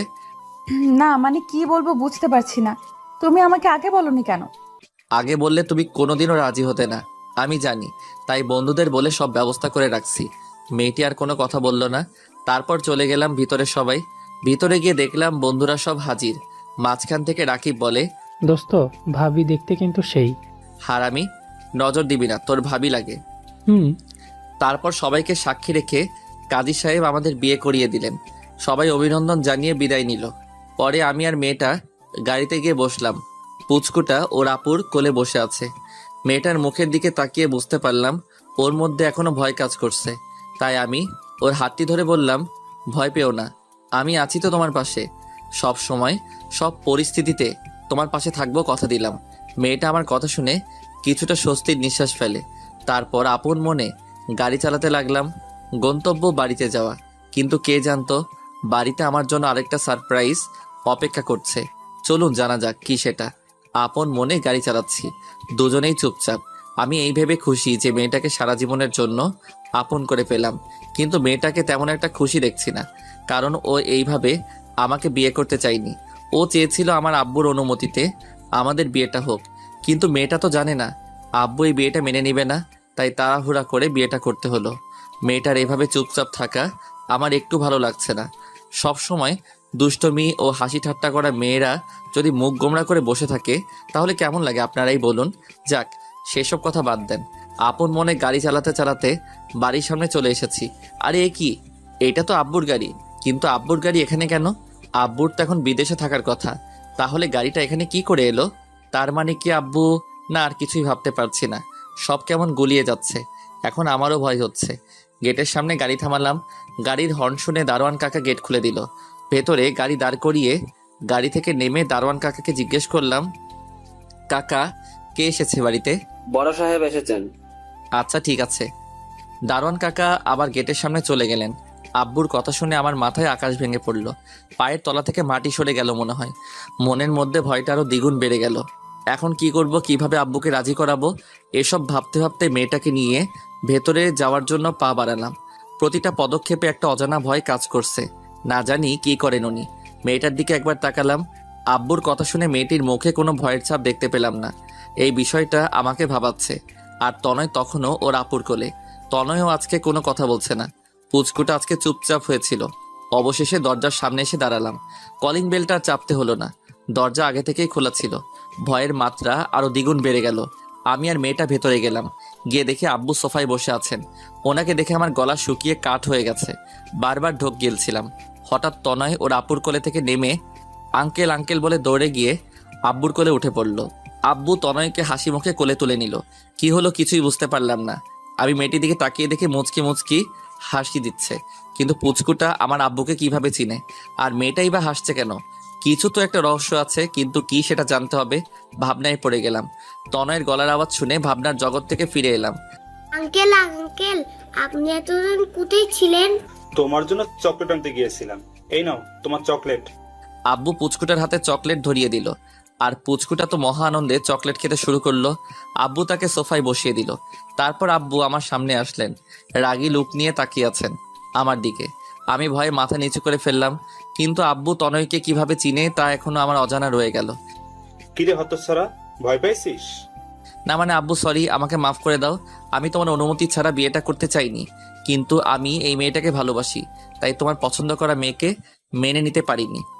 আরে হতচ্ছাড়া, ওইটা তো এমনি বলেছিলাম। আর এই বিয়েটা তোর না, আমার ইচ্ছাতেই হয়েছে। আব্বুর কথা শুনে আমার মনের মধ্যে থাকা প্রশ্নের পাহাড়টা আরো বেড়ে গেল। আমি আব্বুর দিকে অবাক দৃষ্টিতে তাকিয়ে বললাম, মানে কি বলছো তুমি? তোমার ইচ্ছাতে হয়েছে মানে? মানে হচ্ছে এই সেই মেয়ে যাকে আমি তোর জন্য পছন্দ করেছিলাম, আর ওকে বলেছিলাম তোকে ওর ভালোবাসার ফাঁদে ফেলতে, তারপর বিয়ে করতে। আমি বললে তো আর বিয়ে করতি না, তাই প্ল্যান করে তোদের দুজনেরকে বিয়ে দিয়ে দিলাম। আব্বুর কথাটা শুনে আমার কি রকম রিয়াক্ট করা উচিত তা আমার জানা নেই। আমি মেয়েটির দিকে একবার তাকিয়ে দেখি ও মিটি হাসছে। আব্বু কি বলছো? কিছুই বুঝতে পারছি না, একটু বুঝিয়ে বলবে? এরপর আব্বু যা বলল তা শুনে আমার পুরো পৃথিবীটা ওলট পালট হয়ে গেল। তোর মনে আছে আজ থেকে 6 মাস আগে আমি ব্যবসার কাজে কুমিল্লা গিয়েছিলাম? সেদিন আমার জীবনের সবথেকে খারাপ দিন ছিল। সেদিন প্রায় দুপুর 2টা বাজে। গাড়ি চালাচ্ছিলাম, হঠাৎ আমার মাথাটা কেমন ঘুরতে শুরু করলো। আর তুই তো জানিস আমার এমনিতেই প্রেশারের প্রবলেম আছে। তো সেদিন যখন মাথাটা ঘোরাচ্ছিল তখনই আমি গাড়ির উপর থেকে নিয়ন্ত্রণ হারিয়ে ফেলি। তো গাড়িটা মেইন রোড থেকে ঘুরে সোজা ফুটপাতে উঠে পড়ে। সেখানে একজন ভদ্রমহিলা আর একজন ভদ্রলোক হাঁটছিল। নিজের অজান্তেই গাড়িটা ওনাদের উপর দিয়ে চলে যায়। আমি ব্রেক মারলাম, ততক্ষণে ওনারা দুজনেই মৃত্যুবরণ করেছেন। খোঁজ খবর নিয়ে ওনাদের বাড়িতে গেলাম। লাশ দুইটার পাশে দেখি তোর পাশে দাঁড়িয়ে থাকা মেয়েটা কান্নায় ভেঙে পড়ে। সেদিন নিজেকে খুব বড় অপরাধী মনে হয়েছিল রে। আমার জন্য 2টা বাচ্চা ছেলে মেয়ে এতিম হয়ে গেল। এজন্য আমি নিজেকে আজও ক্ষমা করতে পারিনি, আর হয়তো কোনোদিনই পারবো না। আমি মেয়েটার আত্মীয় স্বজনদের সব কিছু খুলে বলি, আর বলেছিলাম চাইলে ওনারা এখন আমাকে পুলিশে দিতে পারেন। কিন্তু ওনারা খুবই লোভী প্রকৃতির লোক ছিলেন। ওনারা আমার কাছ থেকে টাকা নিয়ে আমাকে চলে যেতে বললেন। তখন আমার কোনো উপায় ছিল না ওনাদের কথা শোনা ছাড়া। তাই বাধ্য হয়ে ওনারা যা চেয়েছেন তাই করেছি। যাওয়ার আগে ওনাদের একবার বলেছিলাম ছেলে মেয়েদের আমি আমার সাথে করে নিয়ে যাই, ওদের সব ভরণ পোষণের দায়িত্ব আমি নেব। কিন্তু ওনারা সাপ মানা করে দিয়েছেন। তাই আর কিছু না বলে সেখান থেকে চলে গেলাম অফিসে। ঠিক তার কিছুদিন পর আমি কুমিল্লার একটা বাজারে গিয়েছিলাম একটু বাজার করতে। গিয়ে আমার সাথে দেখা হয় মেয়েটার। আমি তার কাছে সেদিন জিজ্ঞেস করেছিলাম সে কেমন আছে, কিভাবে আছে, তার আত্মীয় স্বজনরা তাদের ঠিকমতো খেয়াল রাখে তো। পরে মেয়েটা আমাকে সব খুলে বলে। তার কথা শুনে আমার চোখে পানি ধরে রাখতে পারিনি। নিজেকে নিজের কাছে ছোট মনে হয়েছিল। আজ আমার জন্য 2টা বাচ্চা ছেলে মেয়ের জীবন এইভাবে ধ্বংস হয়ে যাবে তা আমি কোনোদিনই মেনে নিতে পারবো না। তাই আমি তাকে বলেছিলাম আমার সাথে আসতে, কিন্তু সে তার আত্মীয় স্বজনদের ভয়ে কিছু করতে রাজি হচ্ছিল না। পরে আমি তাকে বলেছিলাম আমি তোমাকে প্রাপ্য মর্যাদা দিয়ে আমার বাড়িতে নিয়ে যাব, সাথে তোমার ভাইকেও। মেয়েটা কিছুতেই রাজি হতে চাইছিল না। পরে তাকে আমি অনেক বুঝিয়ে সুঝিয়ে একদিন রাতের অন্ধকারে মেয়েটাকে বাড়ি থেকে বের করে নিয়ে আসি ঢাকায়। সেদিন মেয়েটাকে কথা দিয়েছিলাম আজ থেকে তার ভাই এবং তার সব কিছুর দায়িত্ব আমার। আর সেদিনই তার সাথে তোর বিয়ে ঠিক করি। কিন্তু তুই যে বকাটে ছিলি, আমি বললে তুই কিছুতেই বিয়ে করতে রাজি হতিস না। তাই আমি মেয়েটাকে বলি তোকে তার প্রেমের ফাঁদে ফেলতে। আর মেয়েটাও তোকে প্রথম দেখাতেই লাইক করেছিল। তাই সেদিন রাতে ওকে তোর কাছে আমি পাঠিয়েছিলাম, কারণ আমি জানি তুই সেদিন রাতে গাড়ি নিয়ে যেতে ভুলে গেছিলি। আর তুই কোন রাস্তা দিয়ে আসিস তা আমার ভালো করেই জানা আছে। এরপর থেকে কি হয়েছিল তা তো সবই জানিস। আর হ্যাঁ, ওর ভাই সত্যি অসুস্থ ছিল। পরে আমি তাকে আমাদের ফ্যামিলি ডাক্তারের ক্লিনিকে ভর্তি করি। আর তোর ডাক্তার আঙ্কেলও সবকিছু জানতো আগে থেকে। এখন বুঝলি তুই তোর ইচ্ছায় না, তুই আমার ইচ্ছায় বিয়ে করেছিস। আমি থ মেরে দাঁড়িয়ে রইলাম। কি বলবো বুঝতে পারছিলাম না। মেয়েটির দিকে তাকিয়ে দেখি মেয়েটা কাঁদছে। আব্বু, তোমরা সবাই মিলে আমার সাথে এত বড় একটা গেম খেললে? খেললাম তো কি হয়েছে? তুই মেয়েটাকে ভালোবাসিস, আর এখন ও তোর বউ। ওর দিকে সবসময় খেয়াল রাখবি, ওর যাতে একটু কষ্ট না হয়। আমার আর কিছু বলার নেই। তোর কিছু বলতে হবে না, যা বৌমাকে নিয়ে ভিতরে যা। আচ্ছা। এর মধ্যে মেয়েটা কাঁদতে কাঁদতে আব্বুকে জড়িয়ে ধরলো। আরে আরে, এ কি করছো? কাঁদছো কেন? কান্না থামাও। নতুন বউর চোখে জল একদম মানায় না। মেয়েটি আরো জোরে কান্না করতে লাগলো। আব্বু তার চোখের পানি মুছে দিলেন আর বললেন, আর কোনোদিনও তোমাকে কাঁদতে হবে না। আমার জন্য তোমার জীবন থেকে অনেক কিছু হারিয়ে গেছে। পারলে আমাকে ক্ষমা করে দিও মা। এ কি করছেন আপনি? আমি তো আপনার কাছে আজীবন ঋণী হয়ে থাকবো, কারণ আমার মা বাবা বেঁচে থাকলেও হয়তো এতটা করতে পারতো না যতটা আপনি আমাদের 2 ভাই বোনের জন্য করেছেন। আজ হয়তো আমার মা বাবা আমাদের 2 ভাই বোনকে দেখে খুব খুশি যে আমরা একটা নতুন বাবা পেয়েছি, যিনি খুবই ভালো মানুষ আর মহান একজন ব্যক্তি। হয়েছে মা, থাক, আর বলতে হবে না। এখন বলো তো, এই পাজিটা কি তোমাকে কষ্ট দিছে? আমার দিকে ইশারা দিয়ে বললেন, আমিও আজকে খুব খুশি। কেন জানি না মনের মধ্যে খুশির ঝড় বয়ে গেল। বাবা, আপনার ছেলে আমাকে অনেক জ্বালাইছে। কি সত্যি? আচ্ছা দাঁড়াও, এই হতচ্ছাড়া, এদিকে আই। আমার দিকে তাকিয়ে ডাক দিলেন। আমি সামনে গেলাম। মনের মধ্যে খুশিতে ডিস্কো ড্যান্স দিতেছি। জি আব্বু, বলো। এক্ষুনি বৌমার কাছে ক্ষমা চা বলছি। কি করলাম আবার? ক্ষমা চাইবো কেন? তুই বৌমাকে কষ্ট দিয়েছিস, তার জন্য ক্ষমা চা। অবশেষে বাধ্য হয়ে তার কাছে সরি বলতে হলো। দেখতে দেখতে রাত হয়ে গেল। আব্বু আমাদের দুজনের জন্য একটা রুম আলাদাভাবে সাজালো, আর তনয়কে নিয়ে উনি ওনার সাথে নিচের রুমে গেলেন। অবশেষে বাসর ঘরে ঢুকে পড়লাম। বাসর ঘরে ঢুকেই আমার চোখ কপালে উঠে গেল। মেয়েটা এখন আবার কালো বোরকা পরিধান করে খাটের উপর বসে আছে। কি ব্যাপার, হঠাৎ বোরকা পড়লা যে? নামাজ পড়তে হবে তাই। যাও গিয়ে রেডি হয়ে আসো, দুজনে একসাথে নামাজ পড়বো। আমি আর কোনো আপত্তি না করে ওযু সেরে আসলাম। তারপর দুজনে নামাজ পড়লাম। নামাজ শেষে দুজনেই বিছানায় বসে আছি। কি হলো, কথা বলছো না কেন? কি আর বলবো, তোমার মতো একটা হ্যাবলা মার্কা ছেলেকে বিয়ে করে আমার কপাল পুড়লো। আমি তো অবাক। মানে কি? মানে তুমি আমাকে একটুও ভালোবাসো না, আদরও করো না, তাই। ও তাই বুঝি। তা আমার বোরকাওয়ালিকে একটু দেখি, তারপর আদর করব। দেখে নাও। আমি আস্তে করে হাত বাড়িয়ে তার মুখের কাপড় তুলে দিলাম। মনে হলো স্বর্গের কোনো পরী আমার সামনে বসে আছে। নিজেকে সামলাতে পারছি না। ওর গালে হাত দিতে বলে উঠলো, এই কি করছো? একদম দুষ্টুমি করবে না। দুষ্টুমি না, একটু ভালোবাসবো। তারপর আমি ওর বুকের উপর শুয়ে পড়লাম। Light off. পরে তাদের ভিতরে যেটা হয়েছে সেটা জানতে চাইলে বিয়া কইরা ফেলান।